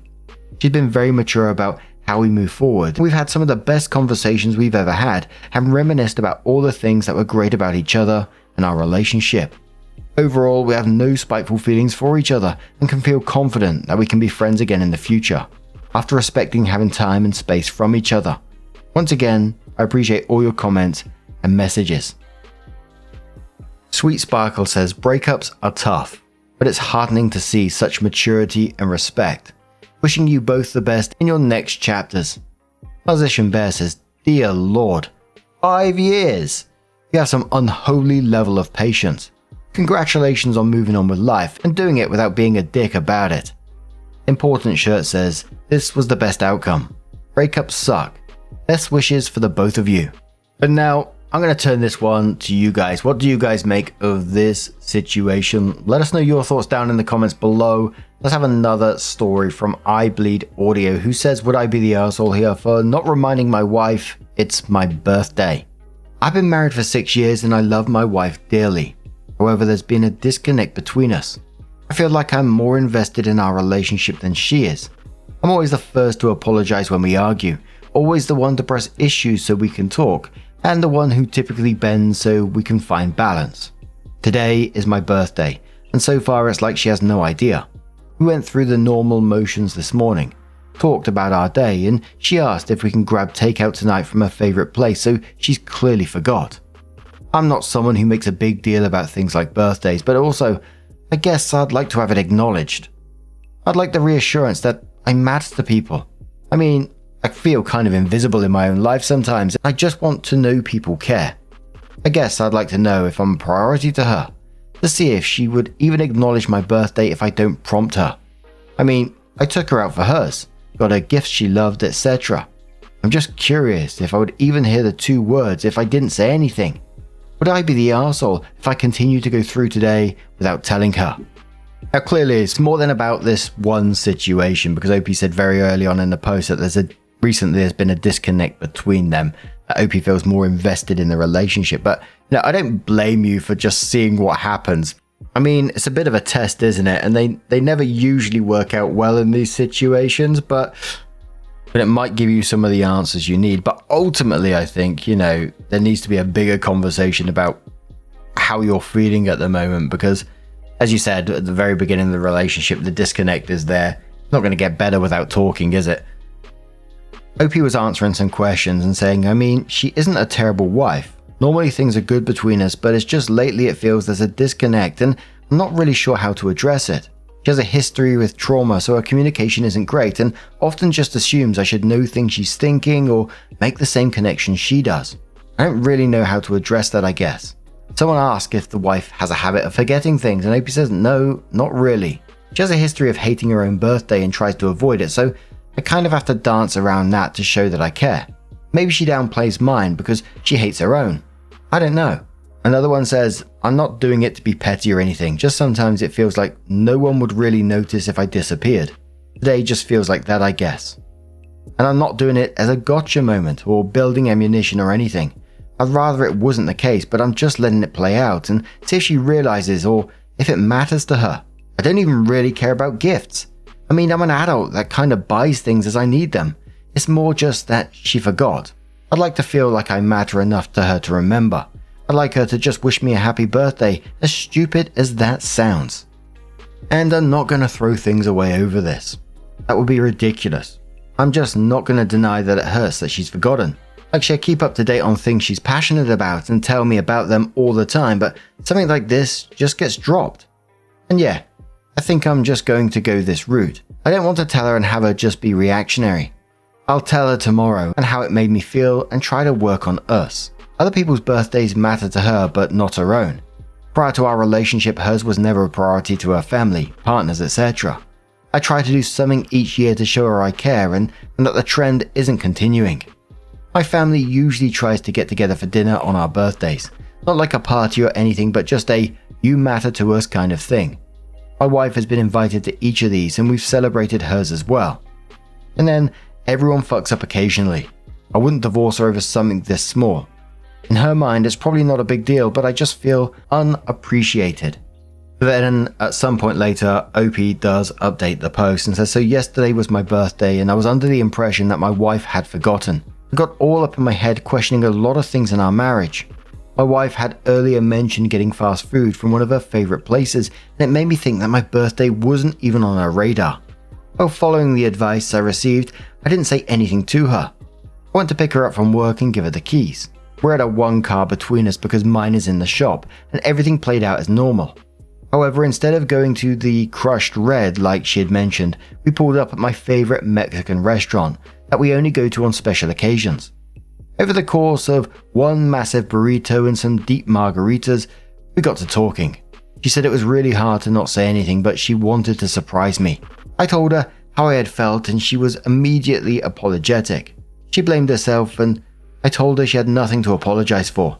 She was trying to surprise me and I could have remedied everything by just communicating. We talked about our relationship a bit and had a good night. She asked me what I'd like to do and I just said a simple night, so we went home and watched a movie together I've been trying to get her to see. The Raid Redemption. which she actually really liked. All in all, it was a good night and a lot of my fears were misguided. I felt like I owed you guys an update after so many of you reached out yesterday. Hope you all have a good day. Hope he had some more comments and says, I mean, to be fair to her, we spent most of that day working. We currently work in the same building and she didn't have a whole lot of time to do or say much. I was stuck working and spiraling a bit for several hours. She was looking to surprise me with it after we got off work. Honestly, she is really good to me. I was in an abusive relationship for years before her and ever since I've been on high alert for red flags to keep from having it happen again. This leads to me sometimes seeing things in a more jaded light than they need to be. She really is great, and while communication isn't perfect, sometimes we both really try. I mean, I did my best to not let on how I was feeling. I think if I had been more honest about it, she would have definitely responded. She wasn't being deliberately hurtful. It was an oversight and bad communication. She just wanted to surprise me, and to be fair, she did. It says, yeah, we both have past trauma, and it leads us to both being people pleasers. That makes communication hard sometimes, but we both really try our best at it. I know her well enough to know her tells. She was being genuine. Plus, this place is the kind of place you need to get a reservation. It gets crazy busy at night. She had already booked us a table. This was planned. And honestly, she's doing a lot. With my car being in the shop, she's driving us both to work, even though I'm scheduled an hour before she is. She just chills for an hour to help me out. I also probably would have gotten more attention, etc. if I hadn't been dismissive. I played it off like it was fine and gave short answers to her messages. This was mainly on me not communicating well. I mean, once it clicked what her plan was, etc., I stopped feeling hurt. If anything, she felt so bad for making me feel that way, even if it was inadvertent. I told her not to hold on to it and that I wasn't upset anymore now that I understood the situation. I could have said something to her at any point, but was getting in my own head and digging myself deeper. I enjoy surprises. It was the not acknowledging my birthday up until that point that hurt. I really think she didn't mean to hurt my feelings at all. It was just accidental and I'm not going to hold it against her. And the final comment that says, yeah, bonded with my wife, ate a burrito the size of an infant, and watched a classic action movie. Pretty great night. And I know they talk about communication not being great, etc. I kind of like, one of the top commenters was saying the same as well, like not saying something for the person's whole birthday until that dinner turns up and then saying, oh, now I'm going to take you to dinner. It's like, yeah, it's a nice surprise at the end, but the thought of people forgetting you and making you feel like crap up to that point, it's like, oh, dearie me. And I get some people probably wouldn't mind that at all, but I was still kind of feeling like there's a lot more to this than just that party from the way OP was talking before. And, you know, OP putting in stuff like, sometimes it just feels like no one would notice if I disappeared, which was really quite sad to read, to be quite honest. But what do you guys make of this situation? Let us know your thoughts down in the comments below. Our next story comes from Remarkable Roll 7685 and it says, am I the arsehole for telling my dad's wife I will never consider naming my child after a recently deceased mother? I'm currently 29 weeks pregnant with a girl. My husband and I have already chosen her name, as well as 2 backups in case it doesn't suit her. My dad's wife lost her mother a little under a year ago. They were extremely close and her passing was unexpected, so she's not coping well. My husband and I are trying to be as helpful and accommodating as possible, but we don't live in the same country as them anymore, so there isn't much we can do. Back in February, my dad and his wife came to visit us for 10 days to celebrate our son's birthday. This was our first time seeing them after a mother's passing, and their first time seeing me pregnant. Early during the trip, we had dinner together. We all started talking about my pregnancy and the baby, and when my dad asked if we had any names in mind, his wife stopped us. She asked if we could consider naming our daughter after her mother. She said she had been wanting to ask us this since she learned we were having a girl, and it would mean a lot to her if we could honor a mother like that. I don't think I have to justify why I wouldn't do that, but in case I do, I never liked their mother or thought of either of them as family. Even if I did, my husband doesn't like the idea of using our children's names as tributes, so we wouldn't name them after any of our deceased loved ones. My husband and I were taken aback. My dad looked a little awkward, so I think he was already expecting her to bring that up. I said I was sorry, but we had already chosen the name and weren't interested in changing it. The mood died a bit, but we did manage to change the subject and enjoy the rest of the evening. My dad's wife was quieter than usual for the next few days, but she didn't bring that up again until the final night of their trip. Everyone was at our place. She pulled me aside and once again expressed how perfect it would be for us to keep her mother's memory alive by naming a child after her. She started talking about how much she would have loved it and how a beautiful name such as hers shouldn't go to waste. I interrupted her and said there is zero chance we would ever consider naming our child after her mother. I told her it would never be up for discussion, and for her own sake she needs to accept that and stop bringing it up. I was admittedly harsher than I intended, but I'm not sure she would have gotten the message otherwise. She barely spoke to me and my husband until she and my dad flew home the next day. My dad and I have been talking about this. He agrees with our refusal. He didn't really like his mother-in-law either, though he never admitted it, but thinks I shouldn't have turned his wife down like that. He told me she's still dealing with her mother's passing, and I should have been more sympathetic. He's insistent she wouldn't mind our daughter's name if we at least told her we'd consider honoring her mother. I don't think humoring her would have been the best call, but I'm worried I was too harsh. Am I the arsehole? Absolutely not the arsehole in this situation. I think you handled that perfectly. Even, if it did feel a little harsh at that moment, some people do need that. And the fact that she didn't just ask you once, she asked you twice after you already declined the first time politely. Like we always say, people grieve in different ways, but grief doesn't give you a free pass to pressure others about something like that. And the dad saying about the considering it part of things when you had no intention of doing it would have been silly in my opinion, because it's a false hope and she would have latched onto that and she would be expecting you to do so. Absolutely terrible advice. She's upset now. Can you imagine how worse it would have been if you let her think there was a chance and then crush those expectations later on? But a commenter says not the arsehole. She didn't take no when you all politely said it so. Harshly was the only way to get your point across. It's always weird when someone asks you to name a child after someone. It wouldn't even mean the same if you didn't do it because you wanted to. Opie says, when my son was born, my dad joked that his name was available, but didn't say anything besides that and didn't complain about the name we actually chose. He told me later it was a joke and he always thought that was a bad idea. Another commenter says you owe her nothing, especially since you just call her dad's wife, so she doesn't even sound like a close stepmom. It's sad that her mother died, but what does that have to do with you or your unborn child? Don't let her emotionally manipulate you into changing your mind. Opie says my dad started seeing her when I was already in college and he wasn't interested in remarrying at the time, so I never really registered her as family. I did live with them for a little while, but we had wildly different personalities, so we were never really close. Someone said, does Opie's dad's wife have any children? Opie says she does not and will not. Tubes tied from what I gather. I think she never wanted kids, but her mother always wanted grandkids. Someone says, was Opie close to her dad's wife and her family? Opie says she doesn't know I didn't like her mother. I was careful to hide that and never treated her differently, but I'd assume she at least knew we weren't close. Opie on the husband's thoughts on the names. Opie says my husband's father passed away as well, and his relationship with using names as tributes is different.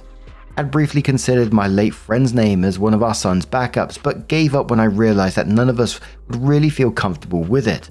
I don't think naming your children after people you've lost is inherently bad, but I do think that decisions need to be made carefully. Someone asks how old Opie's dad's wife is, and Opie says she's 44. I'm 29 for the record.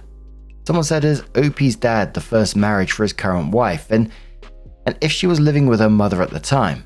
Opie says yes, and kind of. They were living together, but because her mother had to move in with her. Someone says, does the wife have siblings? Opie says she's an only child, aside from a paternal half-brother she doesn't get along with. I don't know much about her family, but it doesn't seem any of her relatives are having kids right now. Then Opie came in for an update 3.5 months later and said, hey guys, I came here for advice a few months ago. I gave birth to a healthy baby girl back in May. She's now a month old and thriving. We're all in love with her. My husband and I decided to go with our first choice for a name. Truth be told, the backups didn't stand a chance and it suits her perfectly. My dad stopped bringing up the subject of how I talked to his wife a few weeks after my first post. The last thing he said about this essentially boiled down to, be nice to my wife, but for the love of God, don't name my granddaughter after my mother-in-law. He wanted to visit us this month to meet the baby, but I told him to wait a little longer. The house is a mess and we're still getting used to having 2 kids. His wife has been very detached from anything that concerns my daughter. She spent the weeks leading up to my baby's birth radio silent. She usually lives on her phone and texts frequently, so I figured she was still upset. Both my husband and my husband's families like our daughter's name. My dad in particular complimented it a lot. His wife did not react to it. My aunt visited them recently, and she later told me that while my dad would show her pictures and videos of my daughter, his wife avoided the topic entirely, and was cold whenever someone tried to get her to engage. To be clear, none of that ever bothered me, but this behavior was very out of character for her. When I was pregnant with my son, she created a group chat with my whole paternal family and her mother to start a countdown for his birth. She was my only acquaintance who protested when I said I didn't want pictures of my child posted online. About a week ago, my dad's wife called me. She reiterated that she felt I wasn't being very understanding of what she's going through, but apologized for how cold she's been lately. During the call, she explained that losing her mother had made her regret her decision not to have kids. Her mother had always wanted to be a grandmother, and she wishes she could have given her the opportunity to experience that. She took her mother's passing very hard, and it made her reflect about various things she wishes she had done differently. But the news of my second pregnancy intensified that regret in particular. My dad's wife said that she'll always wish I'd named my daughter after her mother, but still accepts the name I chose. She also told me she'll start seeing a therapist soon. I was mostly quiet during the call because frankly, I didn't know how to react. Having since had time to think about what she said, I'm a little freaked out. It's still hard to explain how I feel, and this isn't even close to my top concern right now, but I didn't see this coming. I almost feel bad admitting this, but I'm very glad we're in different hemispheres. I can't imagine what she's going through, and I wish her nothing but the best, but I don't think being close to my family right now would be good for either of us. Thinking back to how I handled things when she first asked us to use her mother's name, I'm pretty sure I made the right call. I sincerely wish I'd been more polite, but humoring her would have probably led to a much bigger headache. I'm not sure when we'll see her again, but it won't be until next year. My dad will come visit us in October, but she won't come with him. When she does meet my daughter, I hope she's doing better. Right now, I'll focus on my children. Postpartum sucks, and my husband and I are still getting adjusted to being a family of 4, but we love both our kids so much. I don't know how I got so lucky. I most definitely won't post again. I'm very tired and very busy, and don't expect that to change anytime soon. Thank you. Edit to those asking. I'm freaked out because I wasn't expecting her reasoning to be that she regretted not giving her mother grandchildren.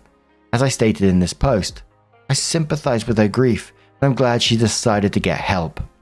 Someone asked OP about thoughts on naming children after loved ones, and OP says we probably wouldn't have considered that either.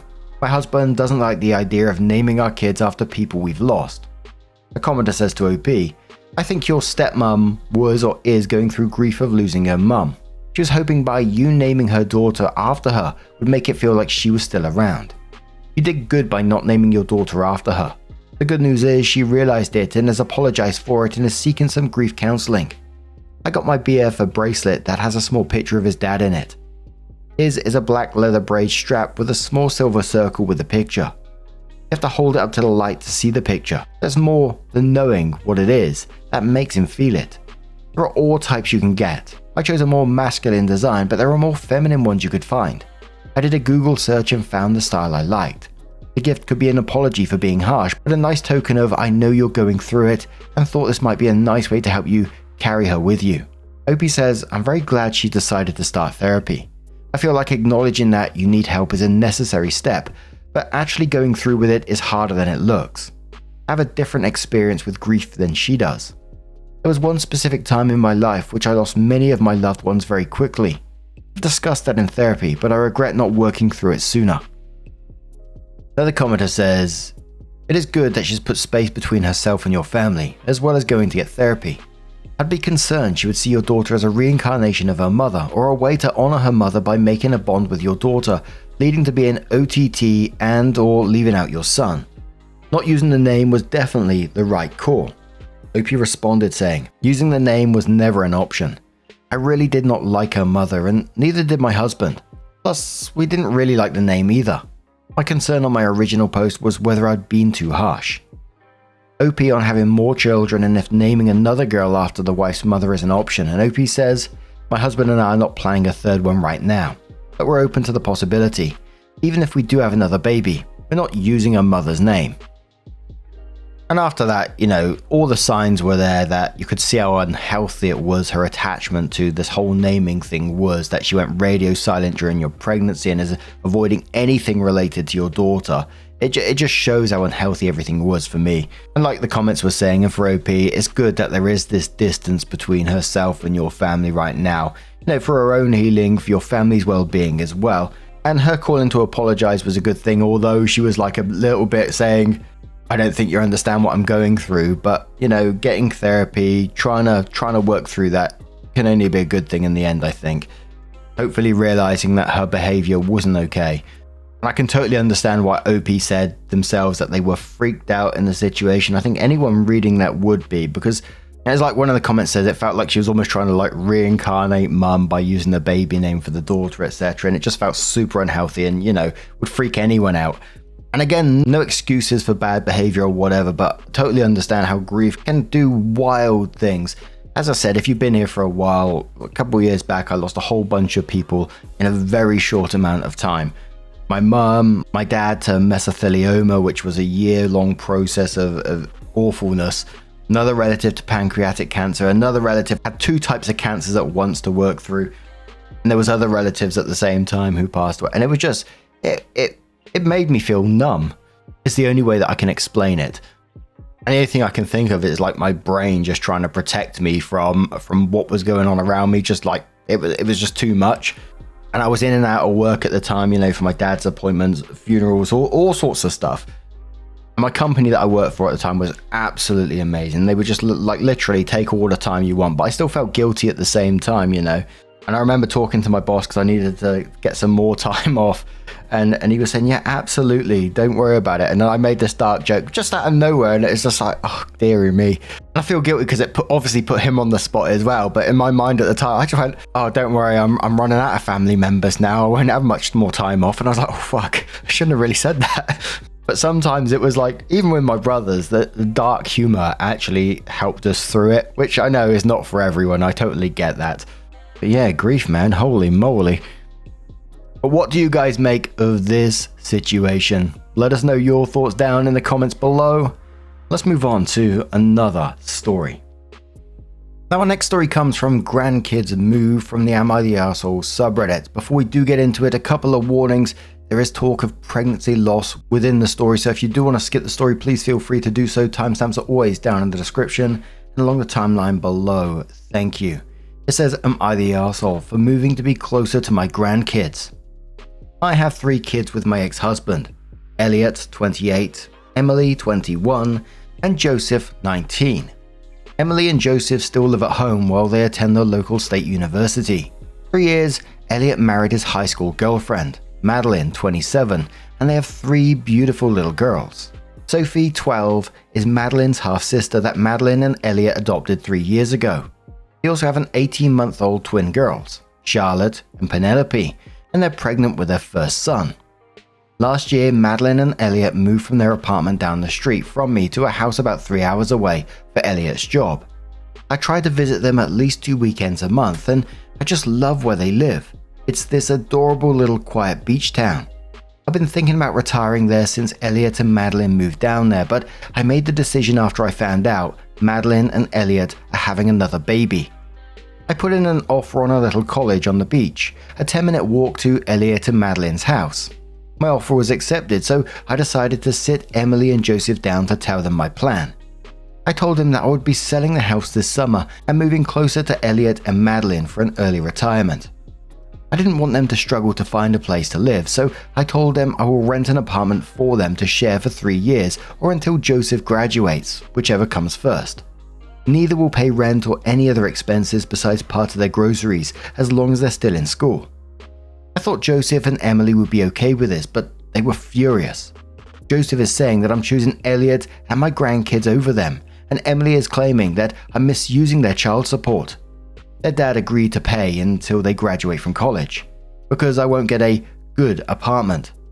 I'm getting them a simple 2-bed, 1-bath apartment in good condition close to their school instead of a luxury 2-bed, 2-bath with access to pools, a gym, and other nice amenities.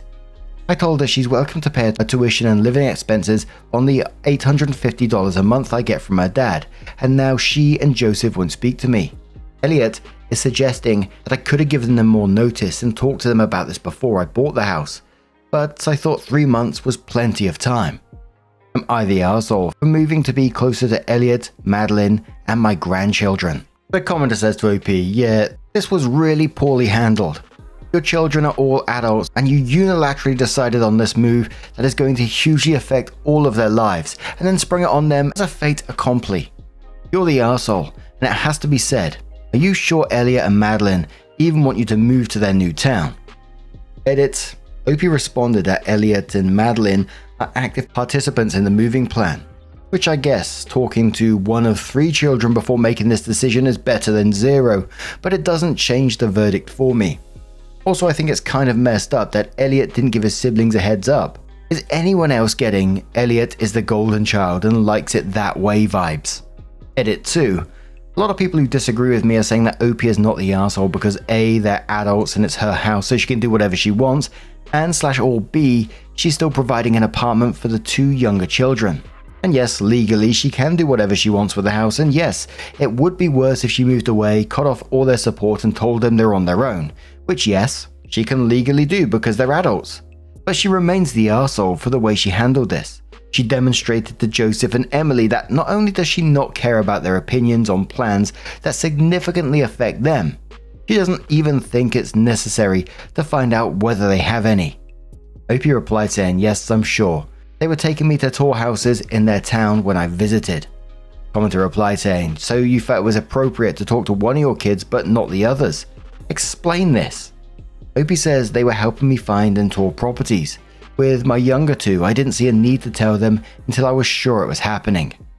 Commenter says, do Madeline and Elliot even want you there? It sounds like you're already there too much. Now you basically want to live with them. OP says yes, they were very excited about me potentially moving there. Elliot started dropping hints about me moving there within a month of him moving. Commenter says, gee, I wonder why your children who live with you are shocked that you sold the house and are moving 3 hours away without having mentioned it to them at any point until it was a fait accompli. You are choosing your eldest and grandkids above them. Maybe not for the first time, I imagine. You sure like burning bridges, but as long as your needs are met, huh? You're the arsehole. OP says I'm selling the house, but I'm renting them an apartment. It's not like I'm throwing them out onto the street. Commenter says not the arsehole, but one question. How much time do your 2 younger college kids spend with you? Are they active in your life? I suspect they're like every other college kid, absorbed into their own lives where you are lonely wishing you were closer to your grandkids. This is your time. You raised your kids. Do I think you should have discussed it with them first? Yes. I wouldn't have purchased anything without multiple discussions, but the truth of it is, they're adults now, and that you're providing them with a very cushy option. OP says they're not very active in my life. They have school, friends, part-time jobs, parties, boyfriend, etc. OP then responds to another comment regarding Emily and Joseph choosing to attend a local university and says they chose to attend a local school because they wouldn't pay for room and board. I do not plan to move again if Elliot moves. I really like the area that he lives in and it seems to be a great place to retire in. On OP's ex-husband and the father of her children think about her moving. OP says he lives out of state and we actually have a pretty good relationship. He doesn't see anything wrong with what I'm doing. I've talked to their dad about me moving and he couldn't care less. Then it was about 2 weeks after this that OP came in with an update and says thank you to everybody that commented on my original post. A lot has happened since then. I've been staying with Elliot for a little over a week after his wife experienced a medical emergency that ended with her losing the baby. The day after I left, I got an email from Emily saying she was moving in with her dad and cutting contact with me. Her dad and I have a pretty good relationship, so I've been checking in through him, and apparently she's already threatening to move out because of his expectations towards chores and financial contribution. Joseph actually apologized to me a couple of days ago. I haven't been able to sit down with him in person, but we've had plenty of phone calls where we talked about his future. Instead of sharing an apartment with his sister, he will get a studio apartment and contribute $200 a month towards the rent and $200 a month towards groceries.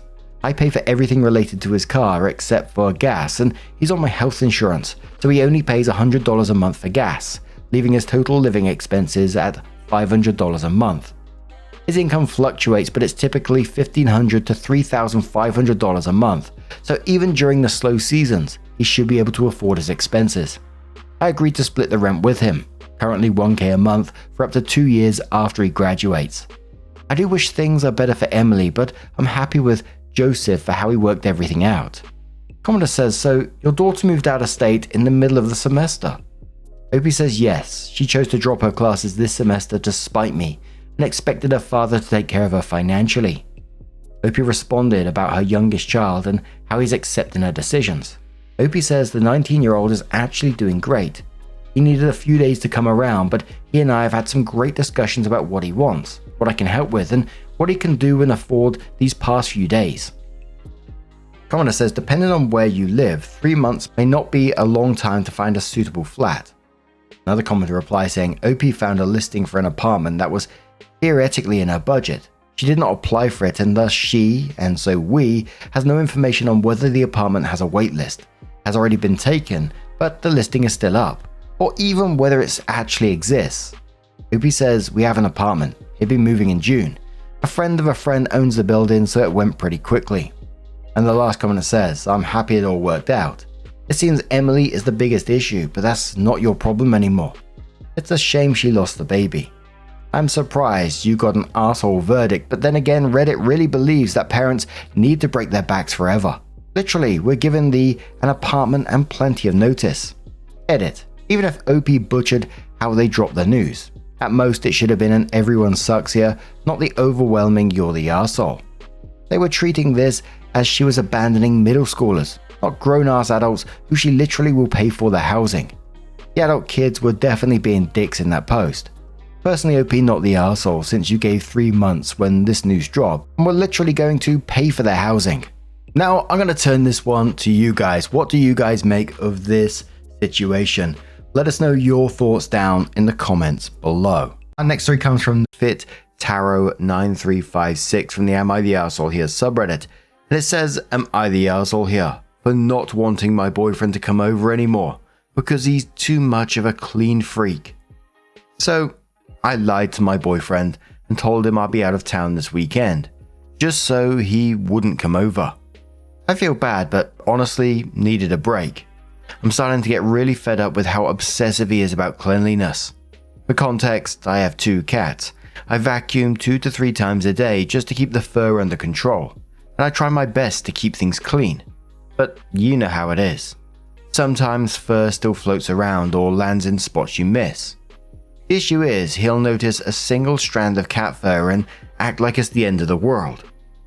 There were times he literally woke me up in the middle of the night to complain about one piece of fur floating in the air. I'd say I'll vacuum in the morning, but he keeps poking me until I get up and do it right then and there. He also hates when my cats go into the rooms, so whenever he visits, I have to keep them out. Which feels unfair because it's their home too. He wears black all the time despite me suggesting not to, so obviously fur sticks to him more. And then he complains right in front of me like it's my fault. Out of frustration, I cancelled our weekend plan so I could have some peace and quiet. He's been staying over every weekend lately, and honestly, I don't feel at ease in my own space anymore. I don't know. I feel kind of shallow and petty, and maybe I'm being unreasonable. Am I the arsehole here for needing space and not wanting him around because of this? Now for me, the first line in this post was had me thinking this relationship is on the ropes already, that, you feel that you have to lie to get peace in your own space is wild to me. That everything feels so suffocating that you have to fake being out of town just to get some peace. It feels for me that he's slowly moving himself in and basically doesn't want your cats around. Everything he's complaining about seems to be about your cats, the fur, purposely wearing black, which, may be a style, but it feels with everything else that he's doing that on purpose so you can spot it. Complaining in the middle of the night about one piece of fur floating about. But Rob says, "You cats have fur. You're going to get cat fur on you if you come over. Stop your incessant whining and deal with it. Or if you can't, don't come over anymore. Your choice." Prudent Border says, "Not the arsehole, but I think this is part of a bigger problem. He clearly has a problem with cats, and you have too. Seriously, think about if you have a future." J Quest says, "Not the arsehole. This is next level OCD. He's coming into your space, their space. I'd cut your losses and find someone who is a little less compulsive." And Greedy Winds says, "Making me vacuum in the middle of the night because of one cat hair would have been it for me. Even if it's not intentional, that's now abuse." So OP did come in with an update after that one and said, "Hello, I just wanted to share an update because things took a turn I honestly didn't see coming. So after I lied and told him I'd be out of town, he got suspicious and showed up at my place on Saturday. I wasn't expecting him though. I was literally in my pajamas, curled up on the couch with my cats, enjoying a peaceful day. He knocked, and before I could even process what was happening, he was inside complaining about all the fur everywhere. I asked him to leave, but he kept ranting about how disgusting it was. Then my oldest cat, who's super friendly but sheds a lot, jumped on the couch next to him. He freaked out, stood up, and shoved my cat off the couch. My poor cat hit the floor and ran under the bed. He's okay now. I completely lost it. That was the final straw. I told him to get out and that we're done for good. He tried to apologize and say it was an accident, but I didn't care. If you can't respect my cats, you can't be in my life. I honestly feel so much relief now. I can breathe again in my own home without feeling like I live in a museum. My cats are back to lounging wherever they please, as they should. So yeah, I guess I have my answer now. Thanks for letting me vent here, and thanks for those who commented on my last post. So much appreciated." Fancy Complaint says to OP, "I said this to you in your last post. You're going to be so happy with your next boyfriend or cuddling together with your cats. Glad you took the trash out.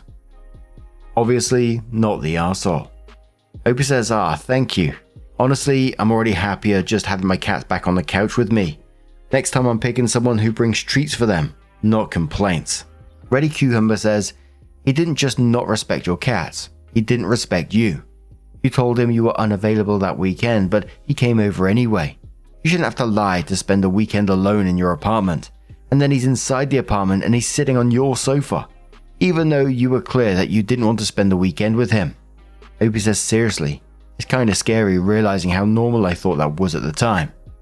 Impressed Dry says, "The fact that you felt like you had to lie just to get a break says it all." And absolutely that, but the situation with him just turning up when OP was meant to be out of town, just walking into the apartment and then just start complaining straight away, that's weird for me. But what do you guys make of this situation? Put yourself in OP's shoes. How would you have dealt with it? Let us know your thoughts down in the comments below. Let's move on to another story. Now, our next story comes from the Off My Chest subreddit from NextDad5948 and says, "Friend asked if I could babysit their newborn." And before we get into it, there is a warning on it of a car accident, so if you do want to skip the story, please feel free to do so. Timestamps are always down in the description and along the timeline below. Thank you. It says, "My friend, 23, and his girlfriend, 21, are having a child. He is like a brother to me, and they have made me the godmother. The baby is not even here yet, and he asked if I could babysit his child for July 4th weekend, as he is going out of town with his girlfriend and family. The girlfriend is due soon. Expected due date June 25th. I told him I'll let him know if I can next week, but I think it's quite strange to go on a trip after just having a baby. I feel like they should take time to establish a routine and bond with their newborn. It's really weird why anyone in his family would even support going on a trip knowing he will have a baby fresh out of the womb. I'm not one to speak on someone's parenting, but from the moment he told me he was having a child, he didn't take it very seriously, and tended to have unrealistic expectations. I'm not doing anything on July 4th weekend, as I was just in a car accident a month ago and still mentally healing, but this shouldn't affect my ability of taking care of the newborn. It's more so that newborns need to eat every 2 to 3 hours and need extra care during this time. If I say no, I feel like this would deem me as not dependable to babysit in the future. His girlfriend definitely knows. It's shocking that a new mother would be willing to leave her newborn after giving birth, but I don't think she's thinking clearly either. She seems naive and goes with whatever he wants to do in order to satisfy him. I would not be comfortable with doing this if I was her. They both weren't ready from what I have observed. He got her pregnant after only 3 months of knowing her. He constantly vented to me about their relationship problems, and after a while, I started to ignore it because he kept pushing her. The relationship seems toxic, and they don't understand how much a child affects their daily lives and won't know until the child is here.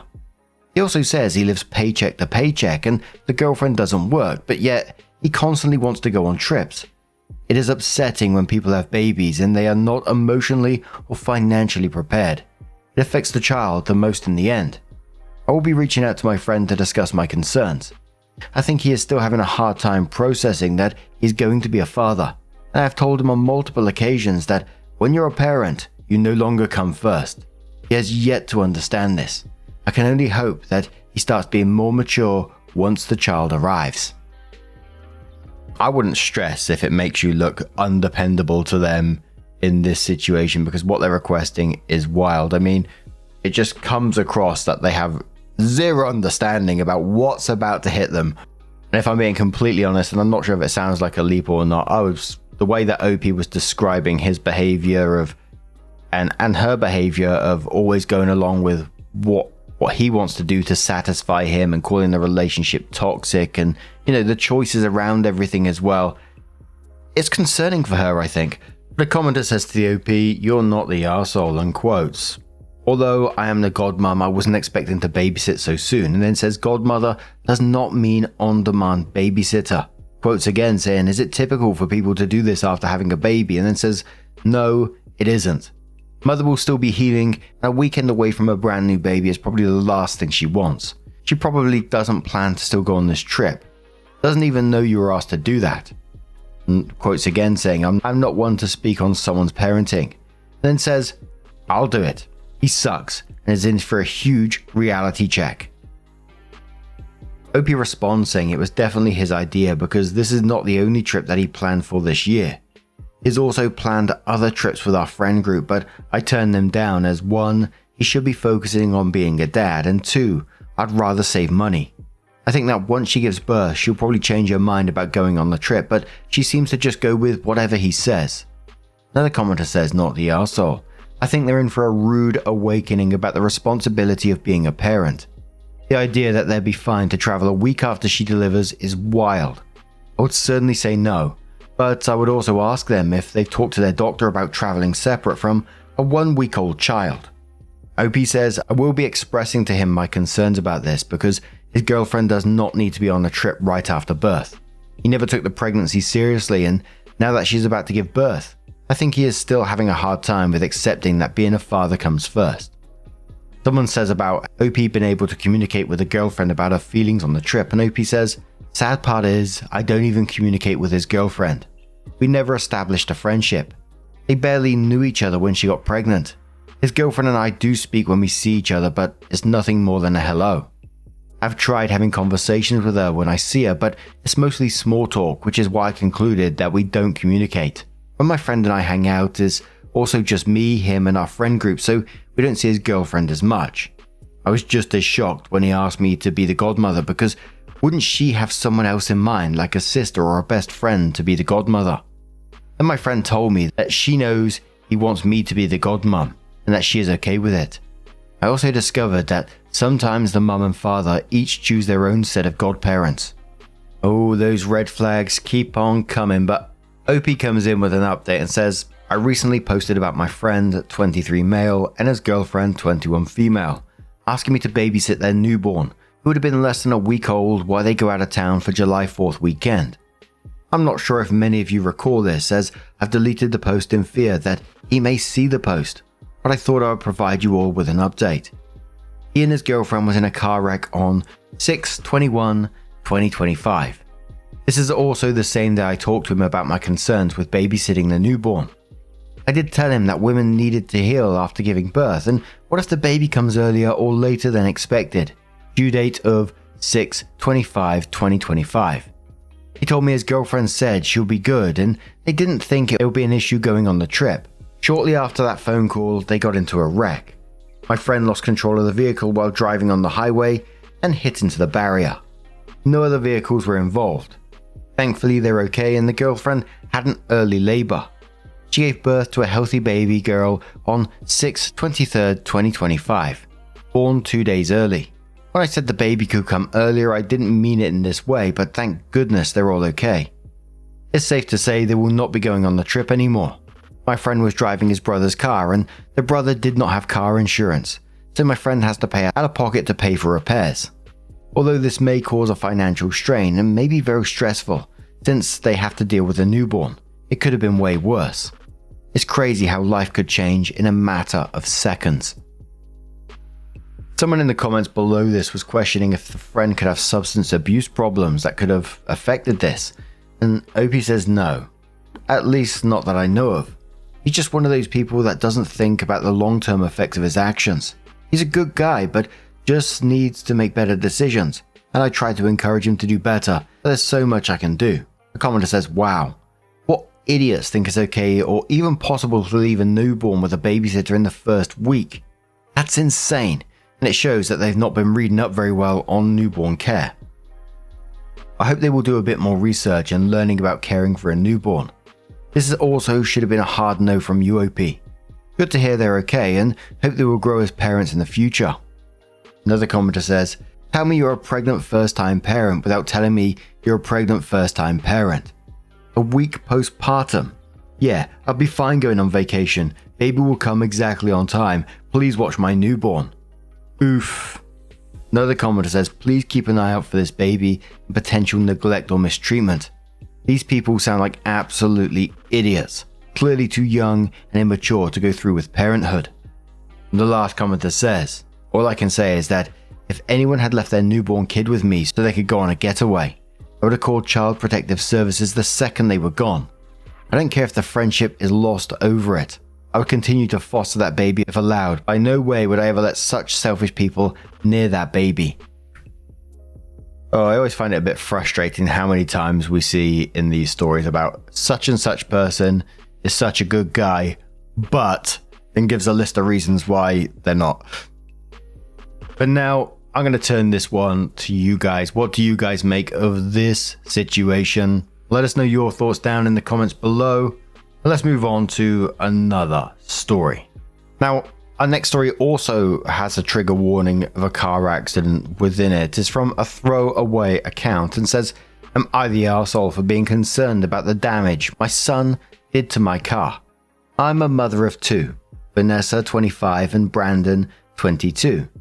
I'm not married to their father, but they both have a relationship with him. They went to visit him this past weekend for Father's Day and was set to get to my house on Monday. Brandon drove the two of them there and was supposed to drive back. The car he drives was mine originally. I paid it off and did not ask him to buy it from me on the condition that he is responsible with it. He was only paying for gas and maintenance. This was the first car I've ever been able to pay for up front without taking out a loan, which carries sentimental value.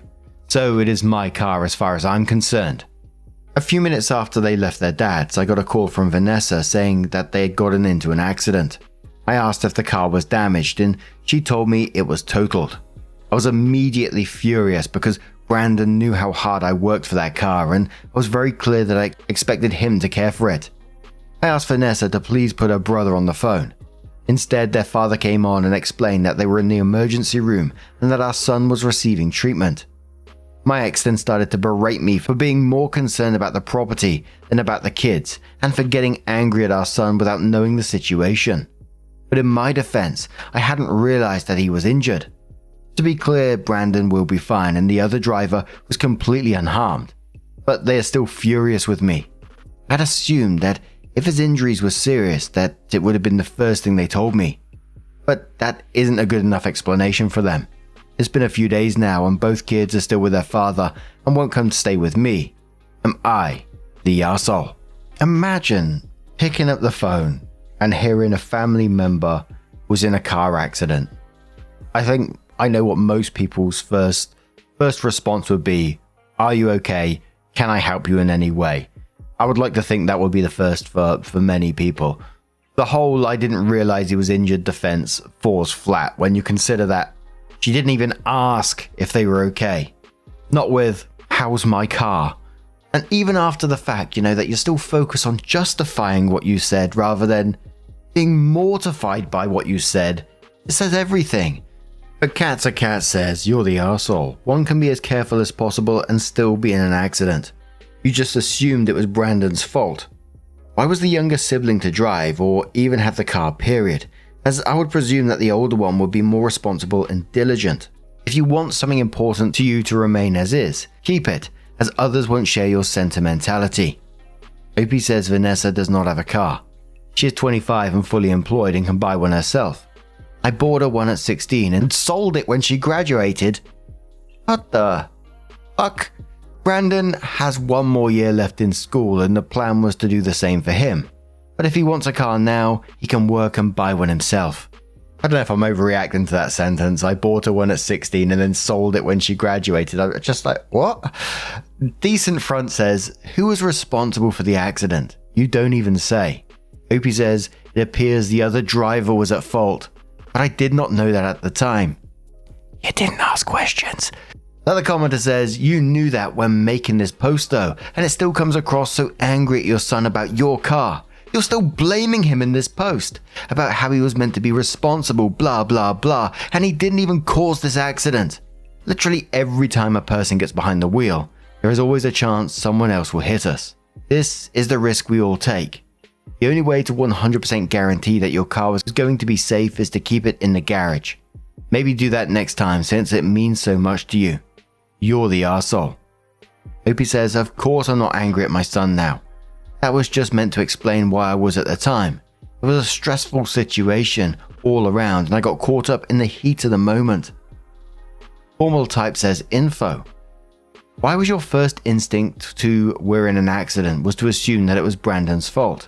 If a family member or friend would have called me and told me they were in an accident, my first questions would have been, is everyone okay and what happened?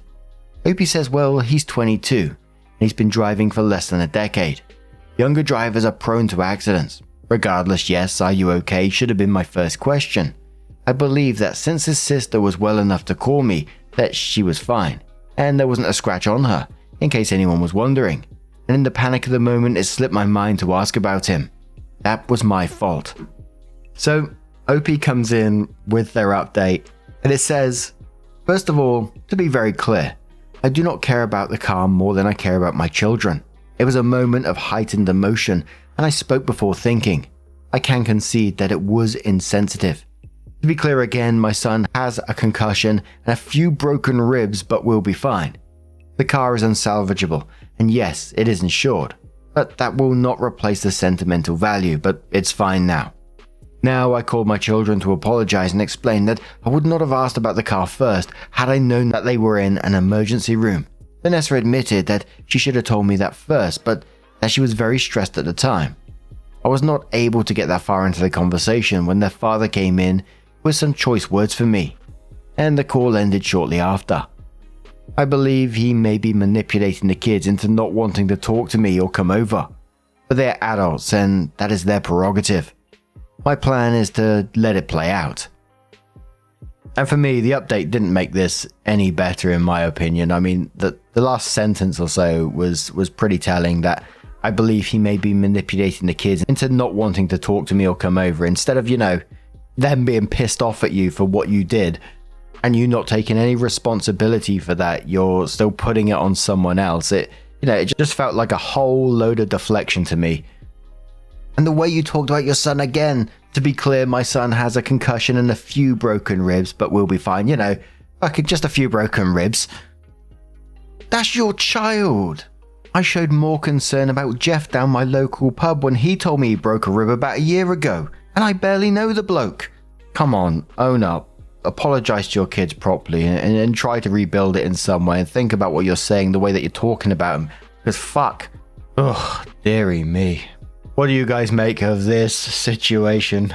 Let us know your thoughts down in the comments below. Our next story comes from a throwaway account. It's one that we have covered in the past, but now there is a couple of new updates to it as well. One that is titled The Final Update.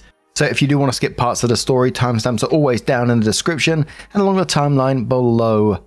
Thank you. And it's titled, How Do I, 49 Female, Move Forward After My Daughter, 22 Female, Hid her father's affair from me for 2 years. I, 49 female, was married to my ex-husband, Derek, 49 male, for 20 years before divorcing a few months ago. We have 2 kids, a daughter, 22 female, and a son, 17 male. I found out Derek was having a 2-year affair, and my world was shattered. But what hurt almost as much was discovering that my daughter had known about it the whole time. She actively hid it from me for 2 years, lied, covered for him, and never once tried to warn me. When I found out, I was devastated. Not just by my husband's betrayal, but by my daughter's choice to keep it from me. She was young at the time, and I understand it was a difficult position for her, but the pain was immense. I never confronted her directly, thinking it might affect her as she was about to go off to college. I just told her I knew, that I understood, and tried to move on. But after she left, I found myself distancing myself from her more and more. It wasn't planned, I just needed space to heal, and that meant not calling her as often or reaching out as much. Fast forward a year and a half, and I started dating someone, 41 male, who has a 10-year-old daughter from a previous relationship. Recently, we all went to Disney together, and he posted a family photo of us on social media. For context, my boyfriend covered all the expenses as a gift for his daughter's birthday, wanting to make it special for her, along with my son and me. She chose her 2 cousins to come along, making it a big family-style trip that was all about her. My daughter must have seen it because she didn't call me for over a month afterwards, and honestly, I wasn't affected by her absence as I would have been before. I still love her, but every interaction brings up that pain. Out of nowhere, she called me in tears. She was screaming, saying I obviously hadn't forgiven her and that I'd shut her out on purpose. She accused me of replacing her with my boyfriend and his daughter. She kept saying it was a long time ago. I was a kid. I didn't mean to hurt you. She said she thought she was doing the right thing by staying quiet, that she didn't know how to tell me, and that she was terrified of breaking our family apart. She asked me if I'd ever forgive her or if I'd moved on for good.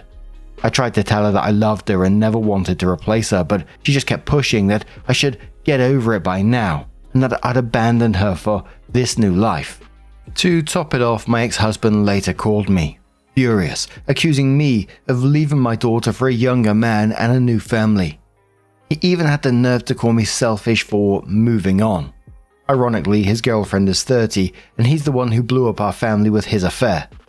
It's like no one understands that I'm still trying to recover from years of betrayal, and it feels like I'm expected to just let it go, as if my pain doesn't matter. My son, who lives with me, found out about his sister hiding the affair after overhearing my husband's mum and sister talking. He was crushed and hasn't forgiven her either, and they've barely spoken since. I never wanted him to know, but it feels like the entire family is divided now, and I don't know how to fix it. I'm in therapy, but I still feel lost. Part of me knows she was young and didn't know how to handle it, but another part of me feels like she chose him over me. I love my daughter, but every time we talk, the hurt resurfaces. I don't know if I'm failing as a mother or if I'm protecting myself. I feel like I've emotionally checked out and I don't know how to reconnect. Edit. Just to clarify, my divorce actually happened a few months ago.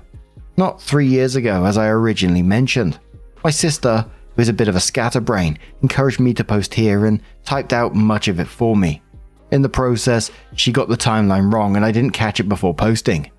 My daughter was 17 when she found out about the affair. She had a lot going on at the time, including having to change schools due to some personal issues and repeating a year. So when I found out, it was less than 2 years ago. I hope this clears up the confusion. So in the comments, someone asked OP, did the daughter ever apologize for what she did to her? and to limit contact with her children's father. And Opie says, "Thank you for your kind words and support. Honestly, my daughter's apology has been complicated. She did express that she was sorry, but it often came with explanations of how difficult it was for her, how she was stuck between her father and me. I can understand that she was young and in an impossible situation, but it still feels like she's brushing aside the depth of the hurt. Sometimes it seems like she doesn't fully understand why it's so painful for me, and that part has been hard to get past. As for my ex, yes, I've definitely limited contact with him to what's necessary for our son. My son mostly stays with me, so that call was a bit unexpected. We rarely speak directly, and when we do, it's usually through our lawyers. Our divorce was only finalized a few months ago, and I'm still adjusting to all the boundaries and just trying to protect my peace. He doesn't deserve any extra energy or emotional space in my life, and I'm doing my best to keep it that way." Opie adds on the timeline again, saying to clarify, my daughter was 17 when she first found out about the affair, but I didn't learn about it until she was 19. Before that, she had a lot of personal struggles, including a serious incident that led her to having to change high schools. This all happened before she found out about the affair. By the time I learned the truth, she was dealing with the fallout of those issues. I didn't want to burden her further, so I chose not to confront her about the affair. Actually, the divorce was finalized only a few months ago, not 3 years ago. I know the timeline got a bit mixed up. My sister is a bit of a scatterbrain, but she's always been my biggest support. She insisted I post this on Reddit and even typed it out for me, though I should have double-checked the details before sharing. So the first update came 10 days later and said, "First, I want to thank everyone who responded to my post. I was honestly overwhelmed by the sheer number of replies. I tried my best to read through as many as I could, and some of the advice was hard to hear, but necessary. It's been a lot to take in, but one comment really stayed with me. Someone mentioned how fragile life is and how little time we really have with the people we love. That struck me deeply.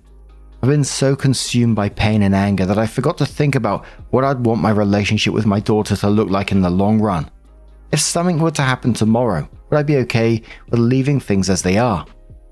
That thought stayed with me, and within a few days I decided to contact my daughter. I told her I wanted us to talk, not to rehash the past or point fingers, but to figure out how we could move forward. She was hesitant at first, which I completely understand. We had the conversation a few nights ago, and while it wasn't easy, I'm grateful she was willing to open up. There were tense moments, and I won't lie, it was hard to hear some of what she said. But for the first time in a long while, I felt like we were finally addressing what had been festering between us. We had talked about what had happened, and I finally asked her for the truth about everything. When I first discovered her father's affair, he told me that she had always known about it. In fact, he claimed she had been his ally, hiding things from me multiple times. He even said that she disliked me and was on his side. Hearing that from him was devastating. I couldn't believe my daughter would do something like that or feel that way about me. The way I found out about the affair was awful, and the idea that my daughter had played any part in it, even unknowingly, made it so much worse.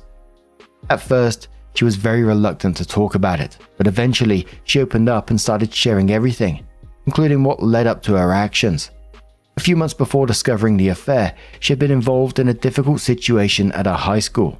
Without going into specifics, it was a matter where her actions led to serious consequences. The school had a zero-tolerance policy, and as a result, she was expelled. She had to transfer to a new school and repeat the year. On top of that, her grades took a hit, and she was finding it challenging to get back on track. When it happened, I felt it was important for her to face the full weight of her actions and take responsibility for what she had done. I grounded her and took away her electronics, hoping the consequences would help her reflect and grow. I wanted her to understand the gravity of the situation and emerge from it as a better person. Her father, however, completely disagreed with my approach. He felt I was being too harsh, insisting that she had already learned her lesson and needed support rather than punishment. The tension in our household became unbearable, between my frustration with him and my disappointment in her actions. I found it harder and harder to communicate properly with her. There were constant fights. Arguments seemed to erupt over everything and nothing at the same time. It wasn't just them. Therapy over the past year helped me realize that I played a part too. My hurt and frustration often came out as anger, and instead of addressing things calmly, I let my emotions take control. I was constantly angry and frustrated, and my mood probably created an even more tense and uncomfortable environment for everyone. So, when she found out about his affair shortly after, she was angry at me and still reeling from everything that had happened. She admitted that part of her decision to stay quiet was fueled by a desire to get back at me. She felt like keeping the secret was her way of taking revenge, though she now realizes how wrong that was. She also told me she had tried to get her father to come clean, but he discouraged her from doing so, telling her that I already had been disappointed enough by her situation and that she shouldn't make things worse. Feeling trapped, she lied and kept lying, hoping it would somehow blow over without me finding out. Hearing this from her was heartbreaking. It didn't justify what she did, but it helped me understand her perspective. Knowing her father pressured her to keep his secret makes my anger towards him even stronger. He broke everything with his affair and then used our daughter to cover for him, making her feel trapped and responsible for his lies. I hate what he put her through. To be honest, our marriage was already going through a rough patch at the time, and we likely would have ended up divorcing anyway. However, it's one thing to fail as a husband, but to fail so completely as a parent is unforgivable. They always had a good relationship, and I never wanted to ruin that for her, even when I was angry. But seeing how he used her in his lies has only deepened my resentment. I told her that I'd been hurt, not just by her actions, but by how deeply they shook my trust in her. At the same time, I reminded her that I loved her, and I always will. I said that while I can't change the past, I want to rebuild our relationship. We agreed to take things one step at a time. I suggested we try online therapy together, and while she was hesitant at first, she agreed. She'd been seeing a therapist on her own and wasn't sure about opening up in a joint session, but I think she ultimately realized how much I want to make this work. I also brought up her brother. They never had the closest relationship.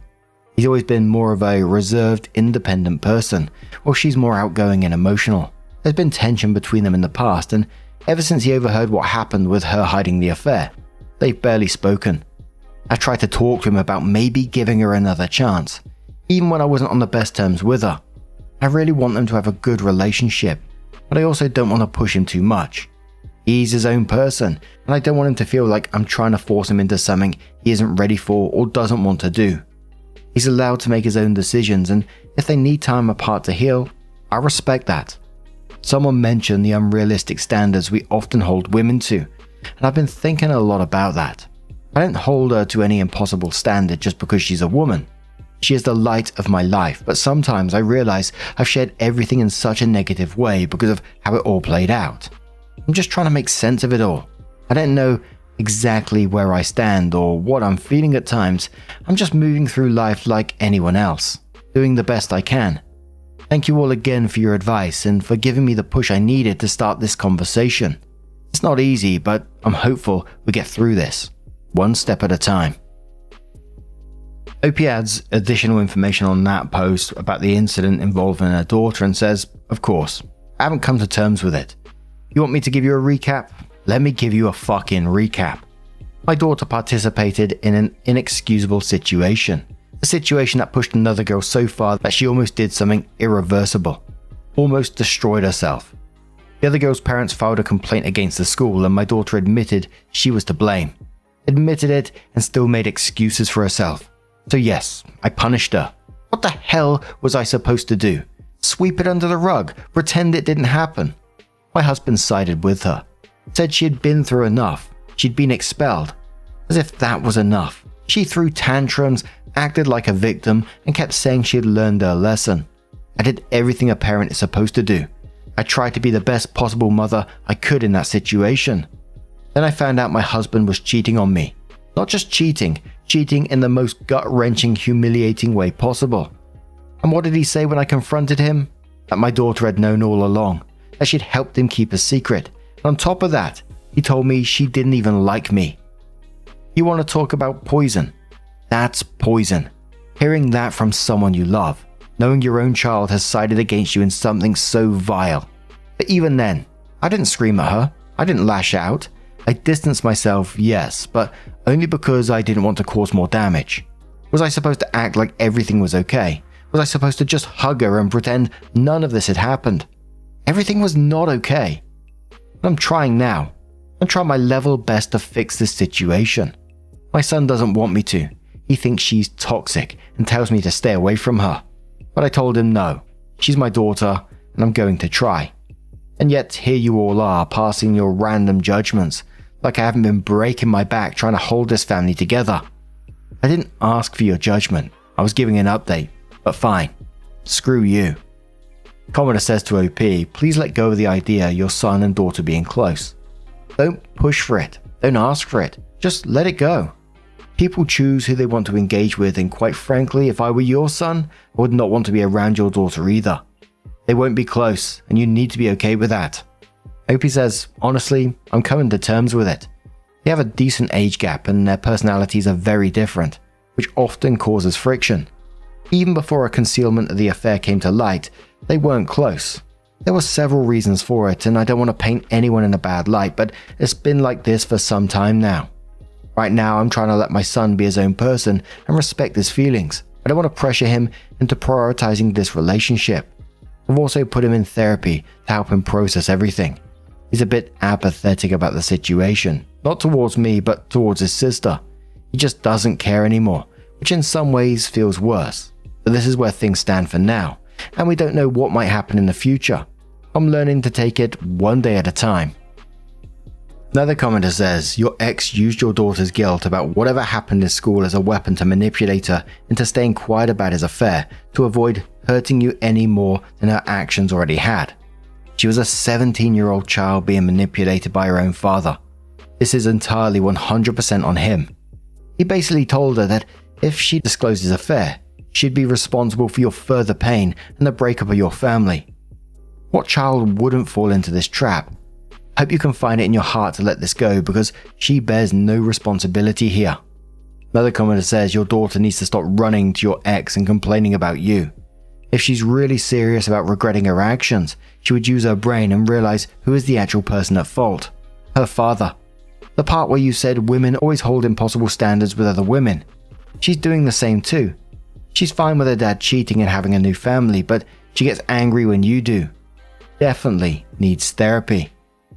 So, it was a month after that update, OP came in with a new update that said, therapy with my daughter is breaking me.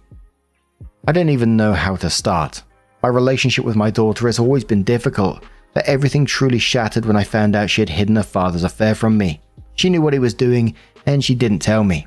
When the truth came out, not just about his betrayal, but about her secrecy, it broke something inside me that I haven't been able to repair. Even before the secrecy of her relationship with her father came to light, we weren't in a good place. We'd been constantly fighting. Years ago, there was an incident at school that changed everything, and she had bullied another child in a way that I can only describe as horrifying. So bad that it led to a removal from the school. I'd been through something similar in my childhood, but from the other side. I was the victim. What she did brought back memories I thought I had buried, horrible ones I still haven't fully dealt with. I might have overcorrected her in her punishment. Maybe I went too far, but I wanted her to understand what she had done was not just wrong, it was extremely wrong. I took away her electronics because that was the medium she had used to fuel the bullying. Everything she did online was monitored. She could only use electronics for homework, and even that was supervised. I made her volunteer at places where she could see the impact of her actions. I even put her in therapy. I did everything I thought was necessary to help her, to make her grow into a better person. But no matter what I did, the fighting continued. She resented me for taking those steps, even though I was trying to protect her and guide her towards doing better. And then the situation with her father came to light. When I found out she'd been hiding his affair from me, it broke something between us. I never stopped loving her. I couldn't, but I felt so betrayed. I didn't confront her. I didn't even know how to. Every time I thought about saying something, I froze. Instead, I distanced myself in the ways that mattered most. I still spoke to her. I still picked up the phone when she called, attended her events, and supported her financially. I never abandoned her in those ways, but I couldn't be there for her emotionally like I should have. Every time I looked at her, the pain came rushing back. I wanted to fix things, to be the mother she needed, but I didn't know how to be close to her without falling apart. It was so fucked up, and I know I failed her in pulling away, and I just couldn't handle it.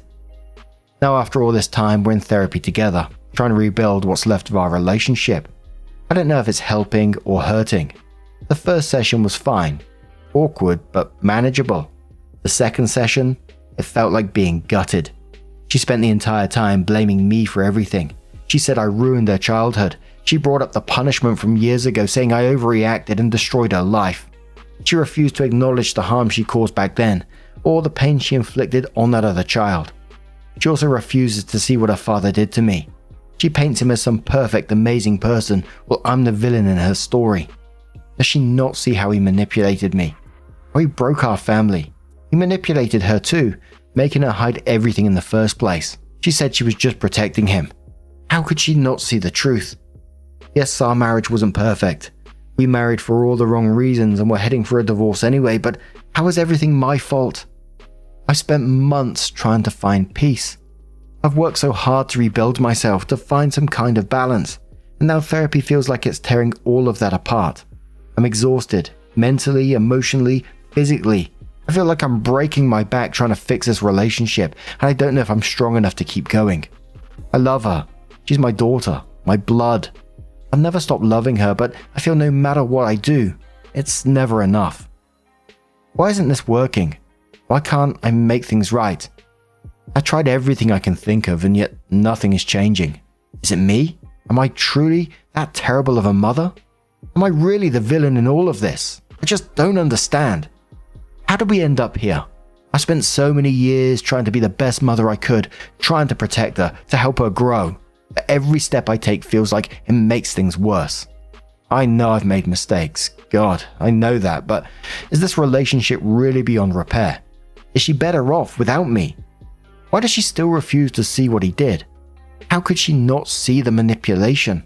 Maybe I was too harsh, too distant, but why does it all feel like no matter what I do, it's never enough for her?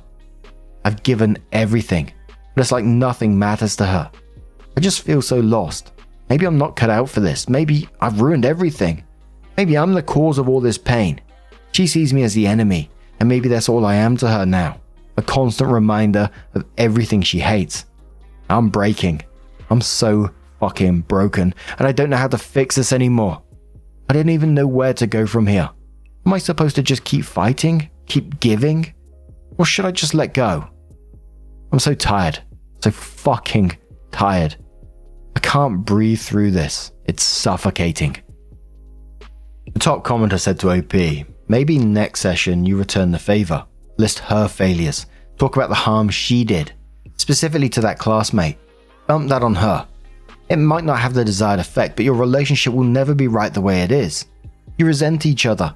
Forgiveness can only happen when hurts are acknowledged. What is your therapist doing to facilitate this mess? Opie says she wants us to air out all our differences, starting from childhood and moving forward from there. Her daughter and I have already started, and a lot of it has been very hurtful. I haven't been able to sleep properly for the past couple of nights, and it's really early here right now. I work longish hours, so this hasn't been the best time for me. That said, I give this therapist some time. She seems great so far, at least up until now. If it really doesn't work out in the long run, then we'll consider changing her. And now, I just try and push through. I try to say my piece to her in the next session. It's really hard to say these things to her because, at the end of the day, she's my child.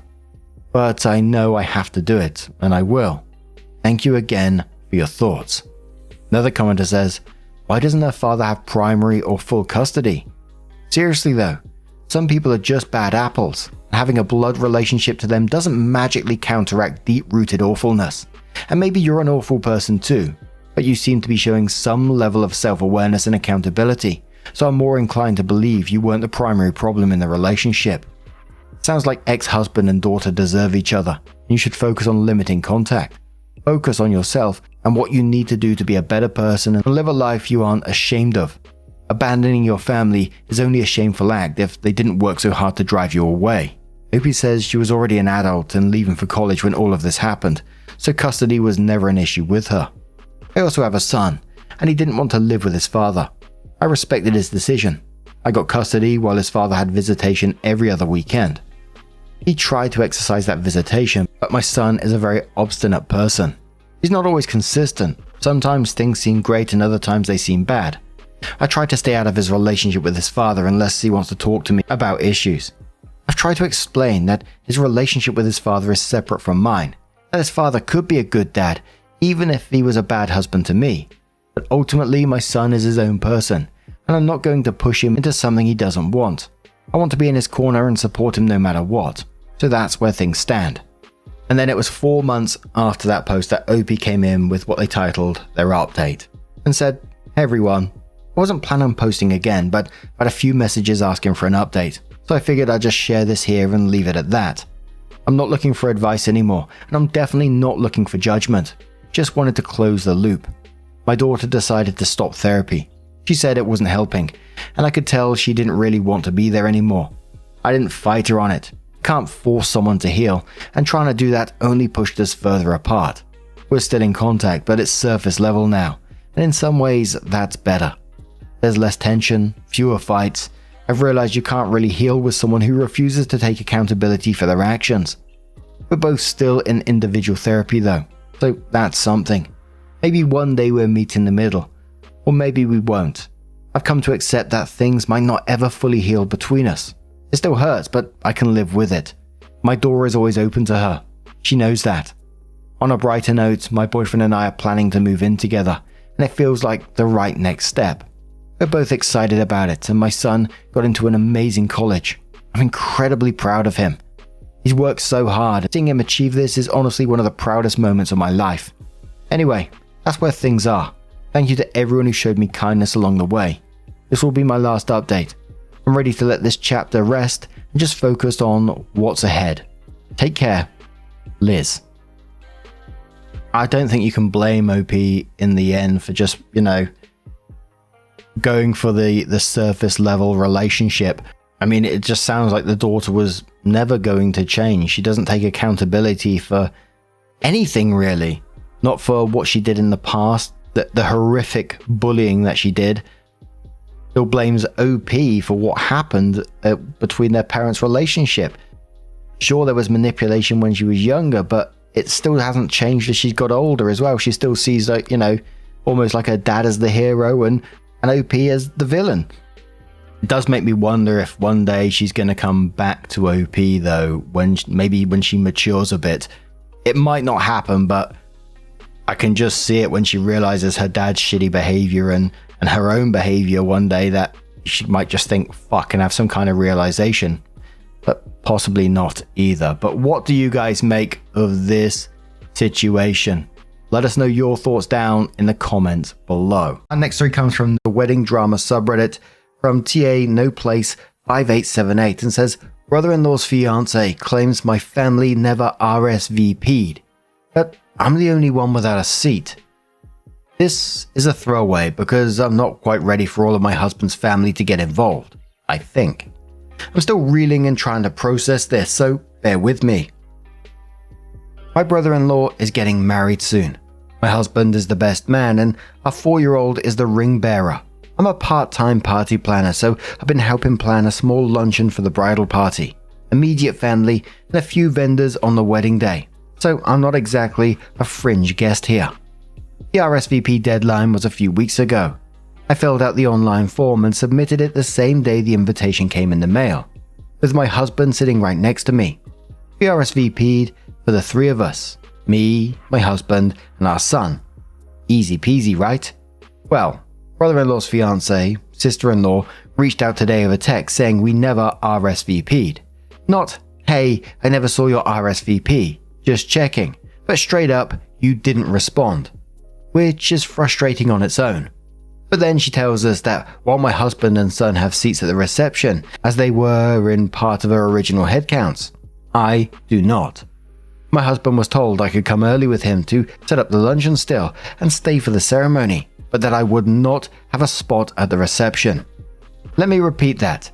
I'm married to the best man, mother of the ring bearer, and helping with wedding day logistics, including connecting sister-in-law with some of my professional contacts, and she somehow decided I just wouldn't be coming, and she never followed up before the RSVP deadline. Just what? I'm torn between feeling hurt, furious, and just flabbergasted. And used. I definitely feel used. At best, this was more a sloppy mistake that she's not owning. At worst, it feels like a pointed exclusion. I'm not sure which stings more. My husband is going to handle the conversation with his brother to figure out what is going on, because I genuinely don't trust myself to be polite and keep the peace. There was no other drama leading up to this that I was aware of. I have a good relationship with my in-laws. So yeah, this is totally out of left field for me and my husband. I'd love to hear thoughts, especially from people who've gone through something similar. I don't typically touch weddings with work, so this is all new territory for me as a pseudo-vendor guest. My husband wants to reach out and talk to his brother first, but I'm so tempted to reach out to my mother-in-law before our usual meetup tomorrow to see if she knows anything. Nah, there's something sketchy happening behind the scenes in this situation. Now, I would definitely go with the call of letting your husband handle it first to find out what's going on. Because obviously you deserve way better than being treated like free labor and getting kicked out when it's time to actually celebrate with your husband and your child is still in it. But your husband is still a part of it. It's absolutely wild. But a commenter says to OP, "You're smart to wait and let Hubs talk to his brother." I'm flabbergasted also. That's freaking nuts. And this is coming from someone who is totally laid back and not someone who usually takes things personally. Just try to take your mind off it and see what Hubs reports. Go from there. OP says, "I'm usually pretty laid back too. I haven't seen the text yet, but Hubs called on his lunch break when he saw them. I have not heard him this pissed in a long time. I'm trying to give sister-in-law the benefit of the doubt, but this feels very personal and intentional." Commenter says, "Cancel the luncheon. If you're not welcome at the wedding, there is no need for you to be free labor." OP says, "I think I'm going to do this no matter what the outcome is." It puts mother-in-law and father-in-law in a bit of a lurch since they're handling the food costs, but I don't know. I know I'm biased because I'm in the middle of it, but I feel like there should be some consequences. Then OP comes in with a mini update and says, "Small update. Husband and brother-in-law are talking now. Brother-in-law was not working today, last night, and was helping father-in-law with something this evening. When I called mother-in-law, she had brother-in-law call husband right away. From what mother-in-law and I can hear, with Snoopy, my husband was muted on brother-in-law's phone, and my contact was deleted. Brother-in-law can't log into the wedding website, so he can't check to see if our RSVP was there. I'm not sure if I want to become a firecracker myself or get some popcorn as I watch mother-in-law pop off." Another update comes in and says, "Okay, so here's the last update for the night. I'm tired and a bit overwhelmed by all your responses. I'm sorry I haven't replied to them all, but I have read most of them. Again, thank you for your advice and just general support during this really weird and upsetting time. So my husband finally got a hold of brother-in-law after I called mother-in-law. No one else knew this was going on. While they were talking, brother-in-law tried logging into their wedding website to see if there was a mistake or misunderstanding, but couldn't log in. So he texted sister-in-law to see if she changed the password, and she just told him to come home instead. This set off 3. 1. Brother-in-law ended the call with husband to call sister-in-law about why she couldn't answer a simple question. 2. Mother-in-law popped off about how dare that woman exclude OP. 3. Mother-in-law and father-in-law popped off on brother-in-law for already living with sister-in-law. They are very religious and traditional and don't believe that a couple should live together before marriage. Husband and I sympathize with brother-in-law. Brother-in-law and sister-in-law argued over the phone. Apparently she started claiming that it was an unfortunate glitch and it was too late to add another seat now. Then it was that we never jived and would it really be so bad if I went home early? Plus, I could take our son home with me because he'd be tired by then. At 5 p.m, this woman does not know kids. Then it was I've always been mean and excluding her from things, even though she's never invited me to any of the girly fun wedding events. At this point, my husband and I are glued to my phone as we're hearing yelling from all 4 of them until sister-in-law hangs up. Brother-in-law is spending the night at his parents and is unsure about the wedding now. He plans on going home tomorrow with husband going with for moral support. I'll be going with hubby to my in-laws to hang out until we hear back about the situation at the battlefront." Then OP adds, "I initially wasn't invited to the bridal shower. Then her mum brought it up at Easter dinner, and that's when I was awkwardly invited. I guess her vibe always felt off to me. She doesn't like my hobbies, specifically tabletop RPGs and video games. Their hobbies have in common with mother-in-law, and sister-in-law stopped bashing them as much when she found out mother-in-law also partakes in quests across Tamriel and the Forgotten Realm. 2 hours later, OP adds another mini update and says, "Sorry, one more teeny 1 AM update. Husband is asleep. I should be too, but still reeling and pissed. I thought to take a screen cap of the message she sent hubby for future proof, and it's gone. She used Facebook Messenger to text my husband, and it says her texts are deleted. Dare I say, ROG!" So OP comes in with an update and says, "Updates, brother-in-law's fiance claims my family never RSVP'd, but I'm the only one without a seat. Or OP can't sleep after word vomiting in her journal, so why not post the update? So, hi. To preface, I did not expect my post to blow up the way it did. Several commenters mentioned it just popped up in their recommended, and holy geez, it got way bigger than I could ever imagine, so thank you, I think. It's super overwhelming on top of the real-life soap opera I'm living through this weekend. Just to clarify something from the original post, I did not plan everything for the wedding. I offered to bring food for a small luncheon between photos, 10 AM and the ceremony, 4 PM, as dinner wasn't planned until 6 PM. It was going to be a long day at a farm in the middle of nowhere. I offered to do it to be nice, but also to make sure no one, specifically a certain 4-year-old, would be hangry for the ceremony. Sister-in-law also used one of my vendor contacts, so with things going south, my professional reputation shouldn't really be impacted. Update: turns out the no seat for OP issue was the problem that broke brother-in-law's relationship, and we're a bit upset brother-in-law didn't talk to anyone about this until it blew up. Behind the scenes, brother-in-law and sister-in-law were having arguments about their future together. Most of these arguments centered around having kids. Early on, sister-in-law gave the impression that she wanted children someday, but as they got more serious, she started backtracking.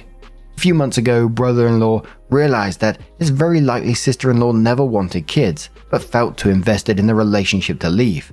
But brother-in-law always imagined having a large family, so this really shook him. On top of that, sister-in-law had jealousy and insecurity issues.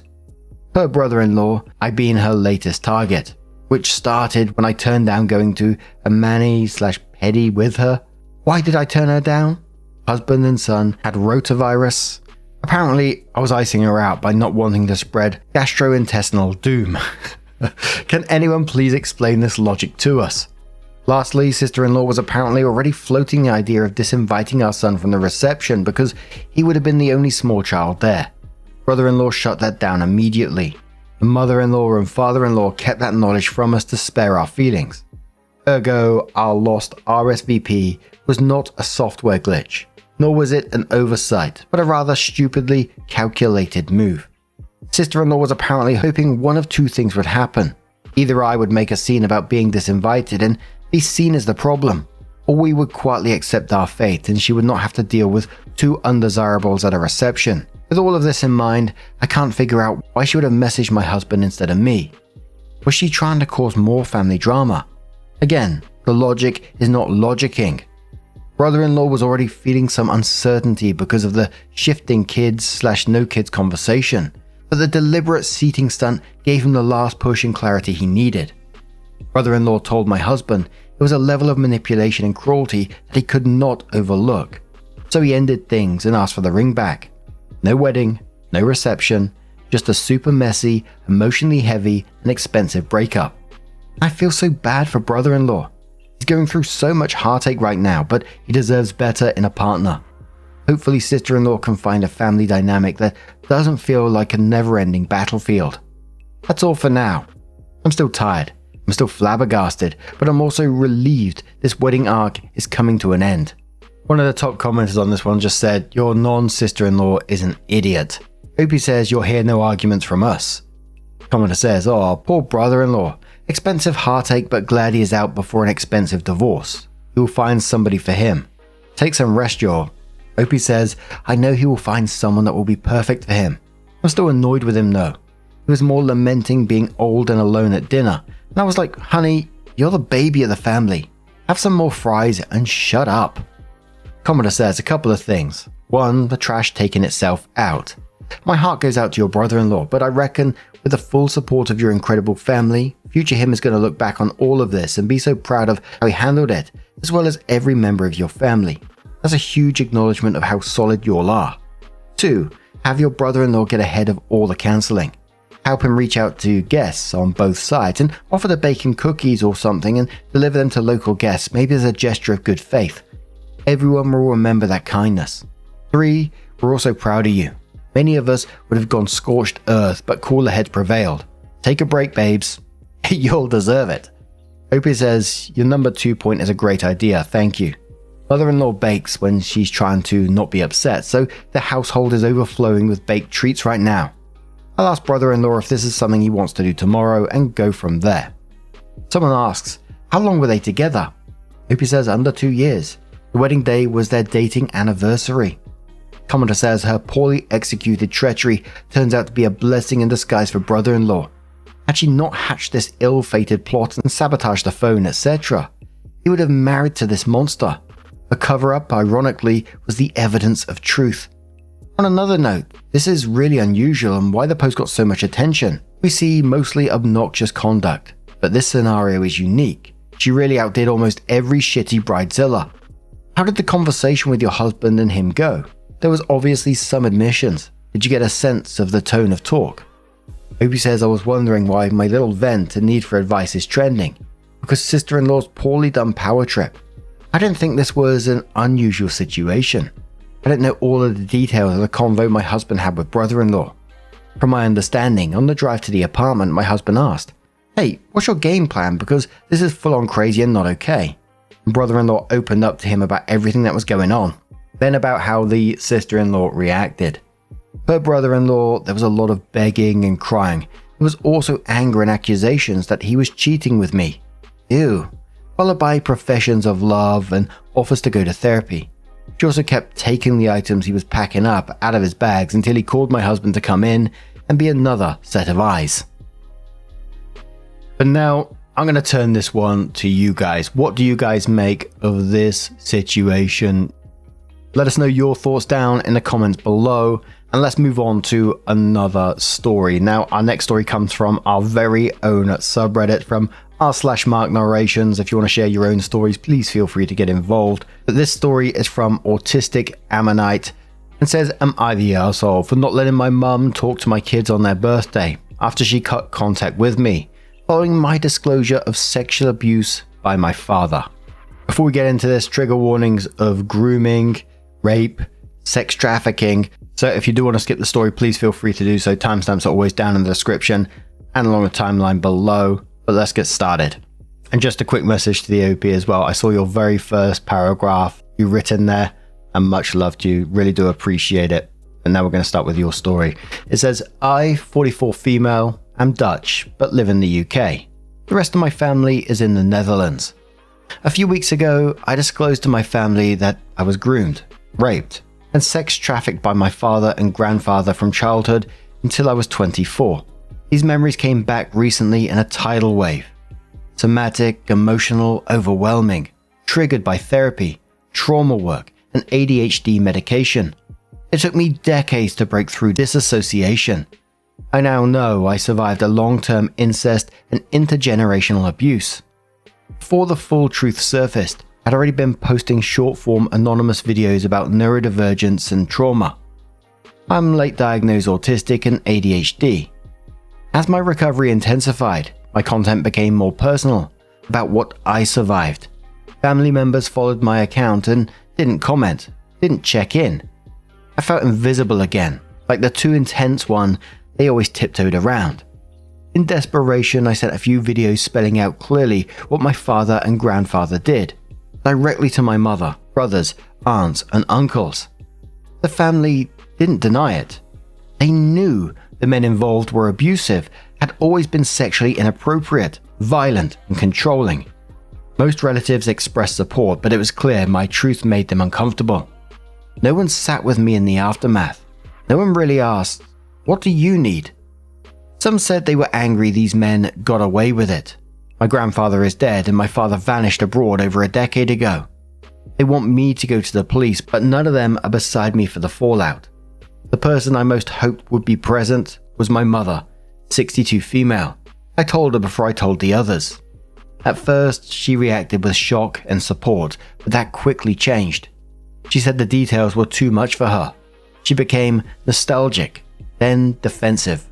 When I expressed pain at not being protected, she snapped that she and my brothers never raped me, as if that absolved her. She refused therapy. She refuses to reflect. She insists she did her best. She claims she's the one being attacked by me. She's never asked how I survived. She only asks why I'm making things so loud. I told her I can't keep carrying her feelings. I begged her to do some inner work for the sake of our relationship and for my kids. She refused. She was outraged I dared question her love. She said I was exhausting her and that she needed space. I respected that, and I backed off. But a few days later, she texted asking to FaceTime with my children on their birthday. I said no. Now I'm being painted as the villain, for not letting her speak to her grandchildren, for drawing a line, for being cruel. But I'm not trying to punish her. I just can't keep pretending she's safe for me or for my children, when she won't even face what happened. Our entire relationship, I was the one doing all the emotional labor, and I don't have the capacity for that anymore. I don't want revenge. I want healing. But I won't offer up my children as props in the broken dynamic I'm trying to escape. So, am I the arsehole for not letting my mum talk to my kids on their birthday after she cut contact with me, following my disclosure of sexual abuse by my father? Oh, bloody hell, mate, that is... Firstly, just want to say how incredibly brave it is that you're even sharing this story. To break through what you said, decades of disassociation, to face these memories and then, be advocating for yourself and your children. That's huge. That's strong. But absolutely not having this boundary in place. It's not cruel at all. It's something that needs to be done. You're protecting your children from something that harmed you, the dynamic that harmed you. And I'm sure your mum has her own story, but she had the opportunity to step up, to do the work, to be that safe person for you and your kids. But she chose otherwise. She chose to be defensive about it. That's her choice. And now these are her consequences. And in many stories that we've covered, we talked about like generational cycles, abuse or whatever, and breaking those. And that's what you're doing. And, it's never easy, but it's super important to do for your children, for yourself. Everything that you're seeing from that side of the family, painting you as the air quotes villain, it's just deflection. That's all it is. It's much easier to blame you than to look at themselves in the mirror. And in my opinion, you need to keep choosing yourself, keep choosing your kids. What you've been doing, the progress you've made is absolutely incredible. And I hope you really do recognize that. And anyone that questions that in any way, shape or form, anyone that doesn't want to support you through that, I know this is going to be easy for me to say, but fuck them. The commenter says, soft shoulder, not the arsehole. She cut contact with you. That includes your children. You can't trust her. She either walked through all of your abuse with blinders on or enabled it. You're absolutely valid to keep your children away from her. I would cut her off and anyone who agrees with her. Another commenter says, not the arsehole. I've been exposed since childhood to family members dealing with the after effects of CSA, and through them friends dealing with the after effects of CSA. The mothers don't generally handle it well if they did their best and their children were still brutalized while in their care. They are dealing with the fact that they loved the abuser and the fact that the child likely wouldn't have existed without the abuser. It's especially troublesome when they can't do anything to the abuser because they are dead or gone. Siblings and other close family members often react the same way. I remember hearing in more detail about a loved one. I had to step away because I didn't want them to be forced to deal with my anger and rage at my inability to avenge them. I've gone through all of the therapy. So once I cooled down a smidge, I explained a bit of my thought process. I'm sorry it sucks. They are dealing with complicated emotions that they have no idea on how to handle. And it's resulting on you falling on the sword of the messenger. But yes, stepping away and keeping your children away is a very, very good idea if they aren't willing to process their own emotions in a therapeutic setting. OK Image says it's hard for people to accept. In many people's cases, they've had to separate the person they love or rely on from the scumbag that did them harm, just to mentally survive. which makes it unbearable for the one actively exposed and overcome/pull away and escape. You need to work on you, because your mother doesn't sound capable of dealing with your pain. There, the abusers, and her rampant guilt for being apparently unable to protect you. No one is excused, no one is getting a pass, but you will go a little insane if you try and make folks comprehend that positively will not. Let's sail down denial, not the river in Egypt, until they are ready to face it, which might be never. You need to heal, you need support, you need professional care, and you won't get it from your family. But at some point later, Opie did come in with an update and says, not sure how to update, so I'll add it here, I guess. Doesn't seem to be able to link the original post, new to Reddit, and then says update. My mum's younger sister, my aunt, called me. I expected more of, I don't want to be in the middle as I'm neutral, I support you, but you're incorrect about your mother, like she had been texting me earlier in the month. But I'm still hanging on the hope that I can repair and salvage the relationship with my mother because I love her, if someone can get through to her. So I accepted the call. I got what I expected in some attempts to control my tone and voice. She tried to play the middle. My aunt kept circling back to me needing to work on myself, that I should go to therapy first, then try to repair the relationship. I told her that's what everyone keeps saying. You should go to therapy. You should work on yourself, as if I haven't been doing that for years. In fact, it's therapy and the safety and insight it gave me that unlocked all of this. The buried trauma, the repressed memories, the full weight of what happened. When I approach my family the way my therapist suggests, clear, honest, direct, they don't like it. It's too intense, too much, too real. Then she suddenly had a brilliant idea she needed to convince me of. Couples therapy between me and my mother. She was surprised I didn't shoot it down. In fact, I had to interrupt her multiple times to tell her I completely agree. I've been asking for exactly that kind of mutual accountability. She was flabbergasted, thought I was being sarcastic. That tells you how distorted the family's view of me is. When I calmly say yes to something healthy, they assume I'm faking. She also told me there's no way my mum will agree to individual therapy because my mum has no problem being unemotional. That sentence alone tells you why this entire dynamic is what it is. I told her I never demanded that of her. I suggested therapy when she said she had no idea what I wanted her to self-reflect on. She had no idea what my mother will think of the therapy idea, but said she'd try to suggest it and get back to me. Your aunt isn't being neutral here at all. She's taken side, and she's taken your mother's side. That's the way it comes across to me anyway.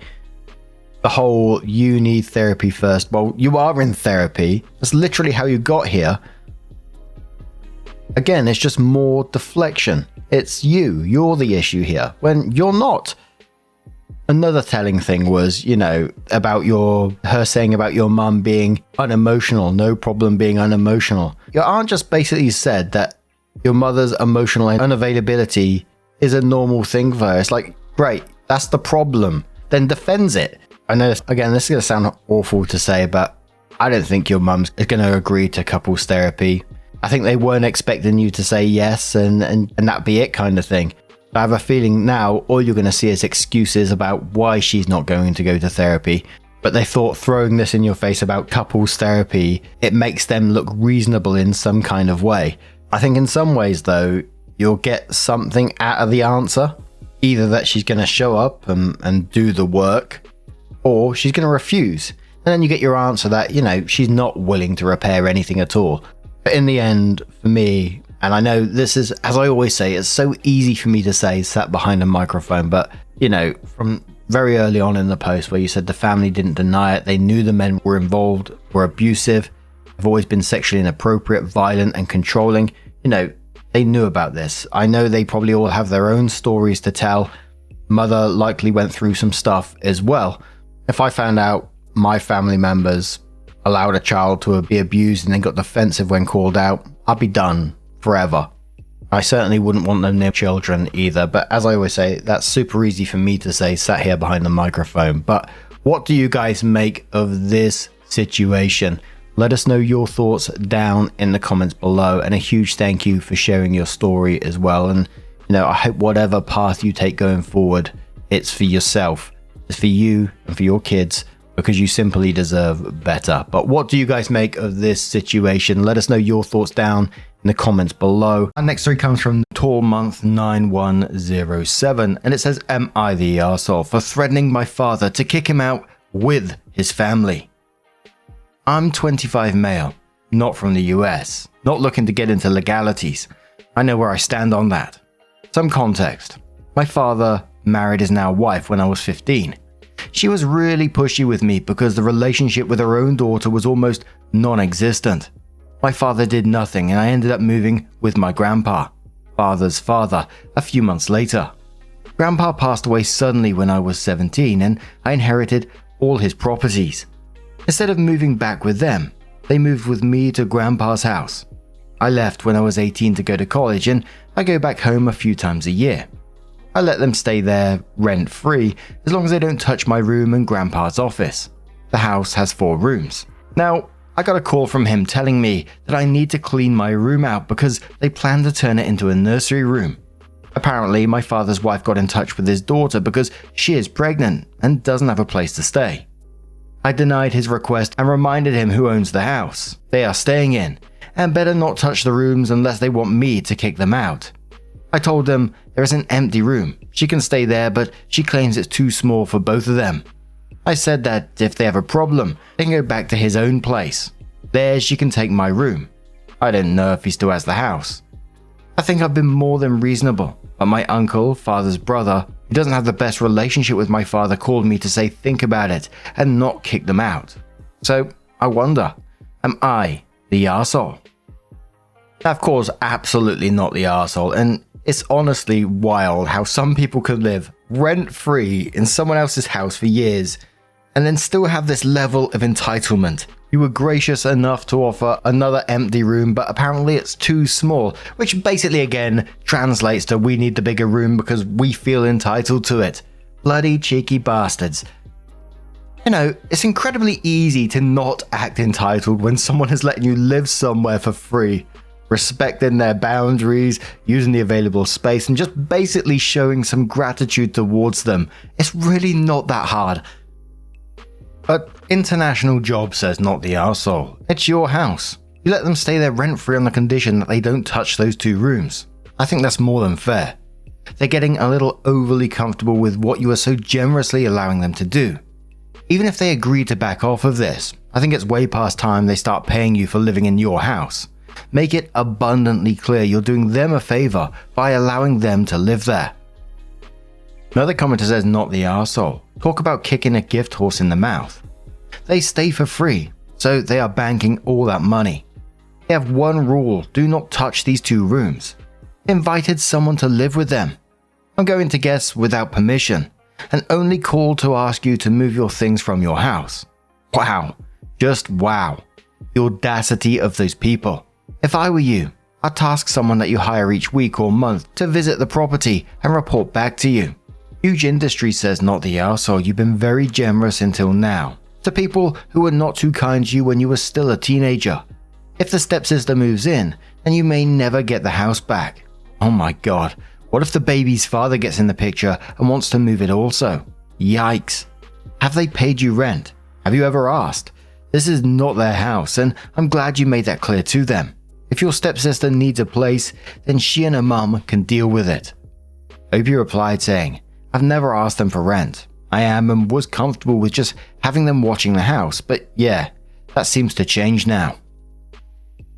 And one more comment from One Piece Nick who says not the arsehole, stand your ground. If they want your stepsister to move in and take up more space than you're willing to give, then they should at least pay market pay rent. They have lived rent-free for so long that they should be able to afford supplementing her rent for a good while.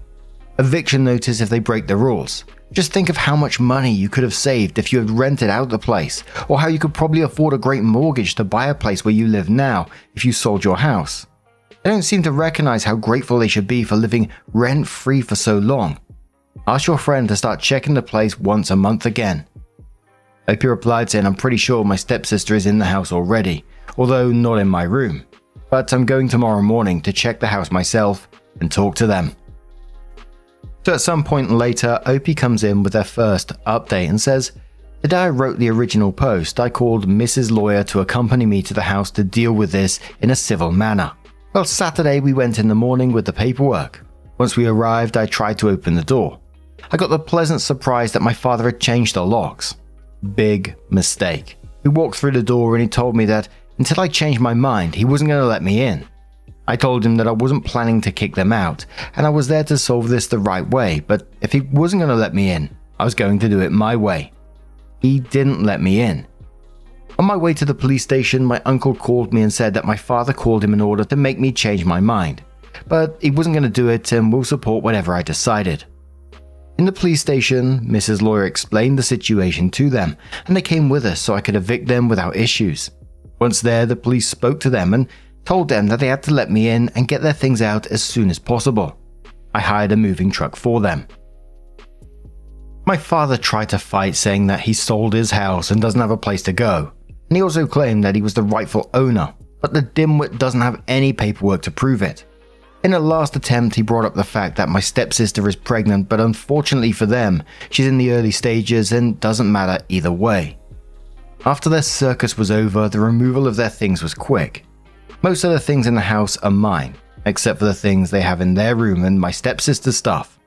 I'm currently in the house and plan to stay here for the next few days. I've changed the locks and I'm installing security cameras. I talked to my girlfriend about moving here, and she's more than happy to do so. I'm going to talk to my boss about the possibility to work from home, but it's not a real problem if I can't.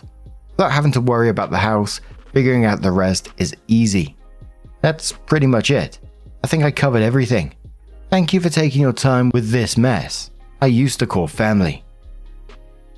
So it was around 6 weeks after that post, OP came in with a new one that was titled, My Father and His Newfound Entitlement. My girlfriend found this space and asked me to share our last encounters with my father, so here it goes. We hadn't heard from him until a few days ago when he showed up at the house. I wasn't there, but girlfriend was. My girlfriend told me that my father was there to tell us that since we are now living in the house, we have to host them for the Christmas holidays. Not only that, he gave her a list of the food they wanted and gifts they expect to receive.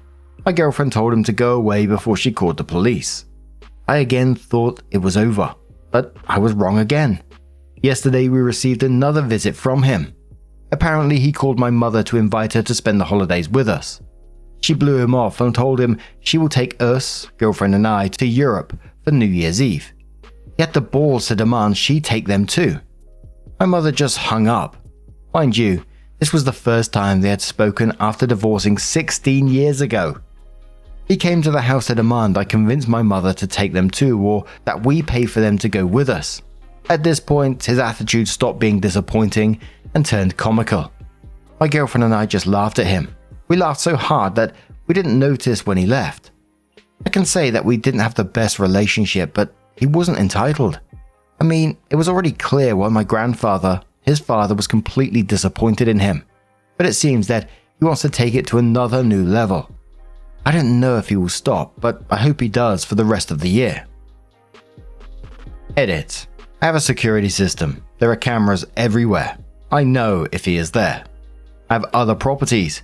My tenants and people close to my girlfriend and me. Even my neighbors know what to do if my father approaches them in my name. I doubt he will try to break in when we're not here. When I evicted them, my lawyer and the police were more than clear that he could face serious problems if he tries to enter the house or any other of my properties. Unfortunately, in my country, any kind of restraining order is pretty much useless. It is more helpful to call the police right then and there, and he knows I have no problem calling them. Someone said to OP, "Is your father just broken?" OP responded saying, "I agree that he is broken, but I can say that he is by his own hand and not by pressure of any kind. He knows what he is doing. I was basically raised by grandparents, his parents, and they didn't raise me any different than him or my uncle, who is another case. It baffles me that they turned this way. My grandparents raised us to be decent people. They decided not to be.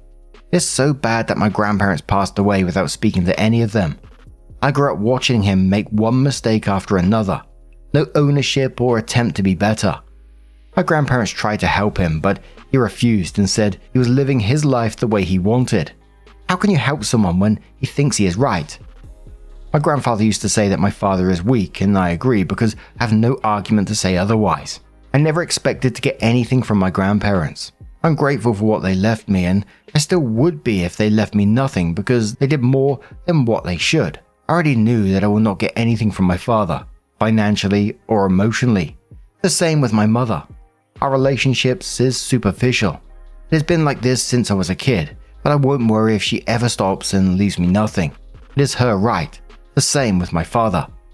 In the end, I take what I'm given, and I can agree with you that I'm also entitled. So, it was 2.5 months after that post that Opie came in with another one that was titled, "A Little Family Mess and My Father Strikes Again," but now he got more than he asked for. Some have messaged me for an update, so this post can be considered one, and then shared the original post and said, "After the last incident with my father, everything was quiet and my girlfriend and I left to Europe. Christmas passed and there was no sight of my father. My friends that were taking care of the house reported no incidents. Everything was going well until I received a call from my uncle, father's brother, on December 28th. My uncle called me to tell me he's leaving the state and is selling his house. He asked me if I was interested in the house because he was pretty desperate to leave. He didn't tell me the reason why he was leaving and I didn't care. What matters to me is that he was desperate and this was the opportunity to fulfill my grandpa's wish. Before I continue, I have to give you some context. My uncle's house was my grandfather's childhood home. My grandpa gave it to him, but later regretted it. He left me the task of recovering it and, if I succeed, to give it to my cousin Marie, my uncle's daughter from his first marriage. He never recognized her, and that is one of the many reasons of my grandpa's regret. My uncle doesn't know that I have contact with his daughter or that I know everything that happened in the past. If he did, he wouldn't sell me the house. Yes, he is that petty. Now, I declined to use the family card and my uncle's desperation to get the house cheap. I know more or less the value of the house, so I made him an offer, way below the real value, but that I was going to pay him in 3 installments. My uncle declined because it was too low and because he is not coming back. What he really meant is that he is not going to contact me again. I told him that if he could wait until my return, January 3rd, I could pay him the same amount in one go. But I would also take care of the legal fees and his moving expenses. Meanwhile, he just needed to pack his things, have his paperwork ready, and everything would be done that day. Surprisingly, he immediately agreed. We returned and I could buy the house without problems, and my uncle left the same day. The next day I called my cousin to tell her to come as soon as she can to my country. She lives in Europe, because there is one more thing that my grandparents left to her. She came a few days ago, and I gave her the house and the rest of the money. She had to stay a few days to deal with paperwork, and in those days, who decided to appear once again? Yes, my father. Unbeknownst to me, my uncle had another buyer, and that person was my father. My father asked my uncle to wait a few days so he could gather more money. When he got it, he called my uncle, but he already sold me the house. My uncle, in order to avoid dealing with my father, told him that I bought the house. My father, knowing that he can no longer approach my house, he decided to go to my new one, but he was going to receive a surprise. He knocked and demanded that I give it to him, but no one is in there for the moment, so he decided to break in. Yes, he did. We saw everything through the doorbell camera. My cousin doesn't speak our language, so I was the one who called the police in her name. Thanks to the area where the house is and the fact that my cousin is a foreigner, the police took action faster than the previous times. It is a pity that I don't have a photo of my father's face when he discovered that the house wasn't mine. It was glorious. My cousin, with my lawyer's help and mine, pressed charges, and combined with my father's previous actions, he will spend a few months in jail.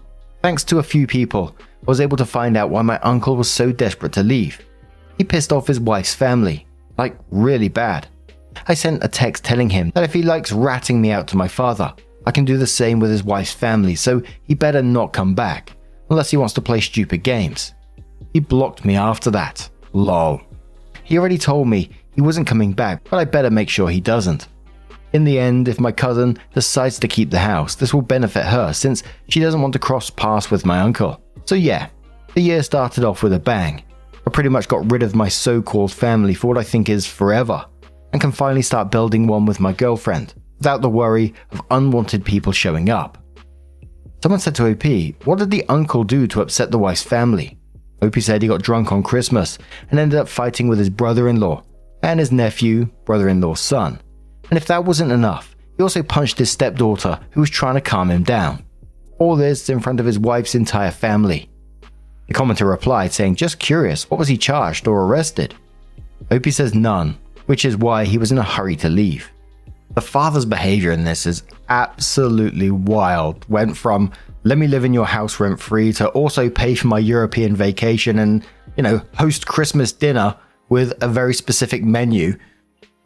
It's just like he's in some kind of alternate reality, complete entitlement with no self-awareness whatsoever, and then ends up in jail for breaking in what he thought was his son's house but ended up to be the cousin's. Holy moly. But what do you guys make of this situation? Let us know your thoughts down in the comments below. Let's move on to another story. Now, our next story comes from Lowerbird78 from the Relationship Advice subreddit, and it says, my 46 female, boyfriend 38 male, won't let me end the relationship. How do I get out of this? My boyfriend James refuses to let me end the relationship. We've been together for a little over a year and living together since November. Before we moved in together, things were good. We lived in different areas, so most of our time together was over weekends. We get along well, talked often, phone and text, did things together, met each other's families, etc. If any issues arose, we talked about them and worked it out, which is why we decided to move in together. That's when things changed. After moving in together, he started becoming more and more clingy, wanting to spend every available minute together. He started staying home a lot. I work from home, and all of a sudden, we're constantly together.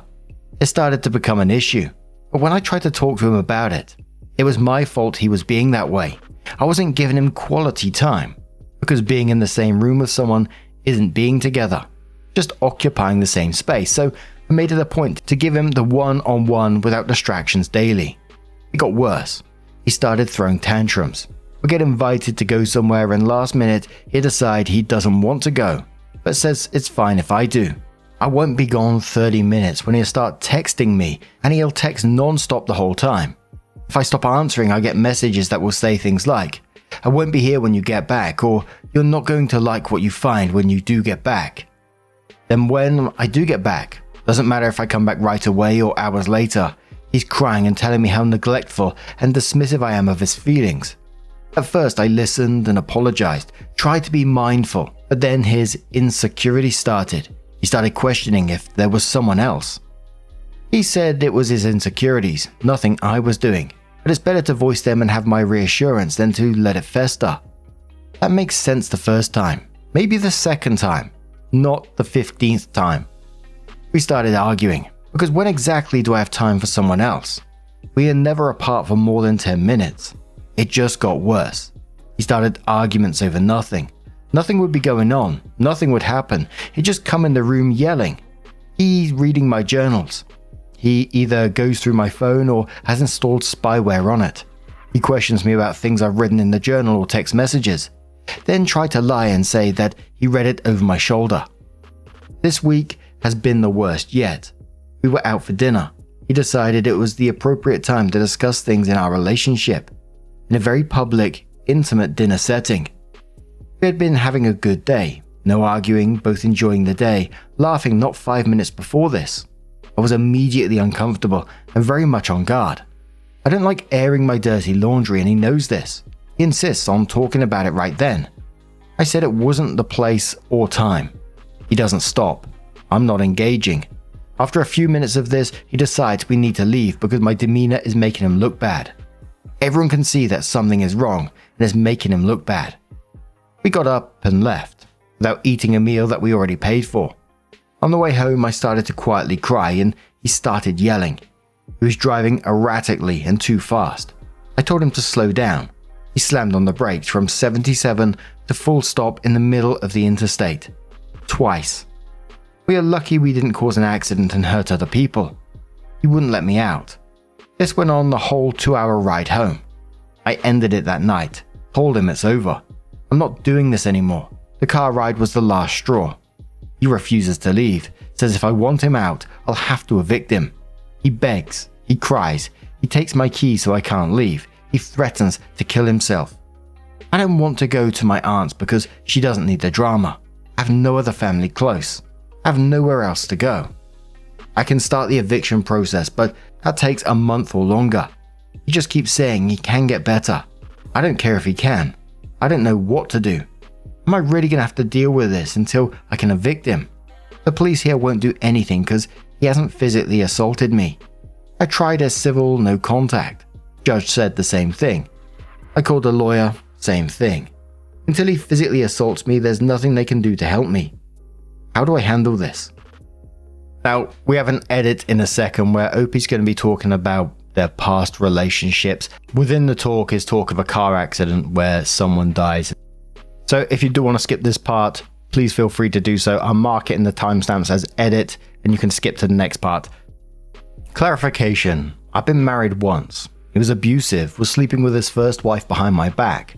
Once my divorce was final, 2014, he remarried his first wife. She died less than a year under mysterious circumstances. 2 years after the divorce, he died of a massive heart attack. He has a son that I raised for years, that is 17 now. My boyfriend died in 2017. He fell asleep while driving home from work, graveyard shift, crossed the center line and hit a semi head-on. He was pronounced dead at the scene. He was a mile from home. The next one was in 2018. He cheated and an alcoholic. We split up October of 2023. I met my current boyfriend in December of 2023. I know not much time between the last two. Also, I'm not questioning if I should get out of this relationship, just how to handle this until I can get him out of my house. I own my home, so there is no landlord to speak of. I've called the police, a lawyer, and my county judge. All say since he hasn't physically assaulted me, there is nothing they can do to help. Commenter says to OP, next time he threatens to hurt himself, call the cops. He's not sorry. He won't change. You're in danger and need to act on it. It's not drama, it's your safety. Talk to your aunt and your landlord. Commenter says the quickest way to evict would be to get a protective order and request he be forced to leave the place. They don't get a 30-day notice. If he's a threat, he gets booted immediately. There's probably exceptions to that, but at minimum, it's worth trying.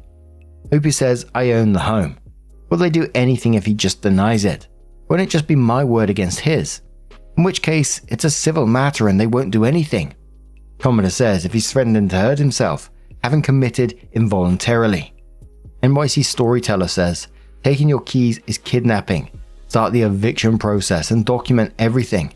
Keep calling the cops every time he does shit like this. He really could get you both killed putting a stunt like that on the highway. Just because he hasn't hit you doesn't mean he's not an abuser. Contact the domestic violence hotline and get an advocate. And basically, everything those comments were saying, he's holding a hostage in her own home, and it's gone from like controlling behavior to downright dangerous, risking your life, slamming the brakes on an interstate. It just shows that it's escalating rather than getting better. And I would have strongly encouraged OP to talk to that aunt and let them know. If a family member came up to me and told me they was in this position, I would want to support them in any way that I could. You know, this isn't just air quotes drama. This is seriously dangerous. And I hope any family member that was in that position would be open arms if I was in a similar position like I would be for them.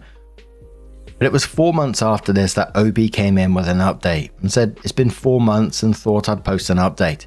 I took some of the advice and filed the eviction a week after my original post. I switched bedrooms and placed locks on my bedroom and office doors.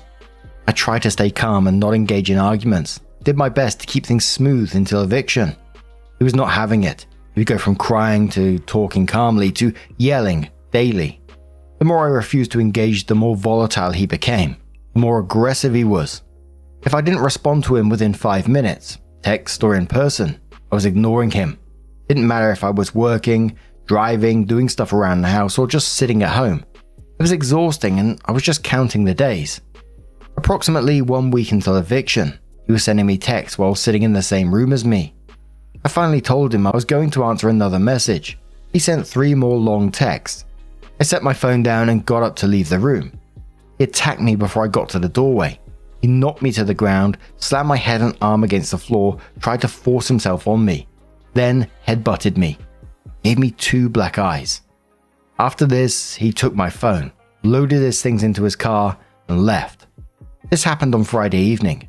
My cousin and a friend came to stay with me for the weekend. That night, my friend found a hidden camera in my fireplace. I took pictures and disconnected it. We spent the rest of the weekend looking for others. We didn't find any more, but did find a GPS tracker on my car. We also found my basement door, that leads to outside, had been tampered with. Also, my basement door leading into the house has a chain lock. Well, the bracket that is attached to the door frame had the screws clipped short, and then pushed back into the frame, so that would hold, but with just a bit of pressure wouldn't hold, making the chain lock useless. I documented and took pictures of it all. He continued to call and make threats all weekend. He said he went back to his hometown, but I don't think he did. I think he sat in his car watching my house all weekend. The following Monday, I filed a no contact order through the courts.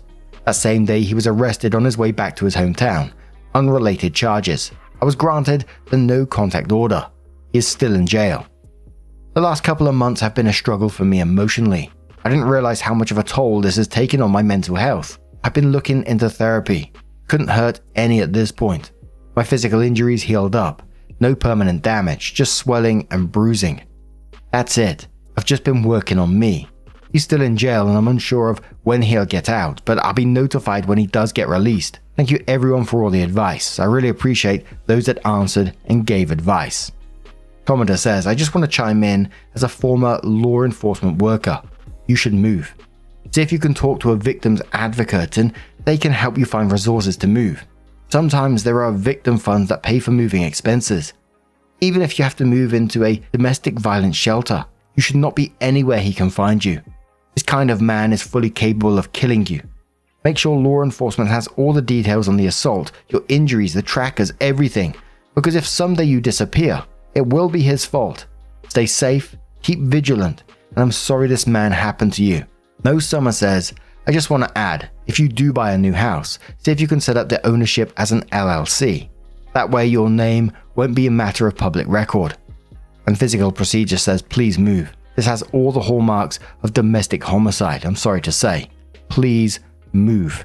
Domestic violence, trackers, cameras, GPS trackers, the tampered with basement locks just shows he was setting himself up for a way to get back in when he wanted to. And as sad as it is, and it shouldn't be the case, I agree with those comments about, getting out of there as soon as possible. The LLC, about the property ownership, so your name isn't on public record.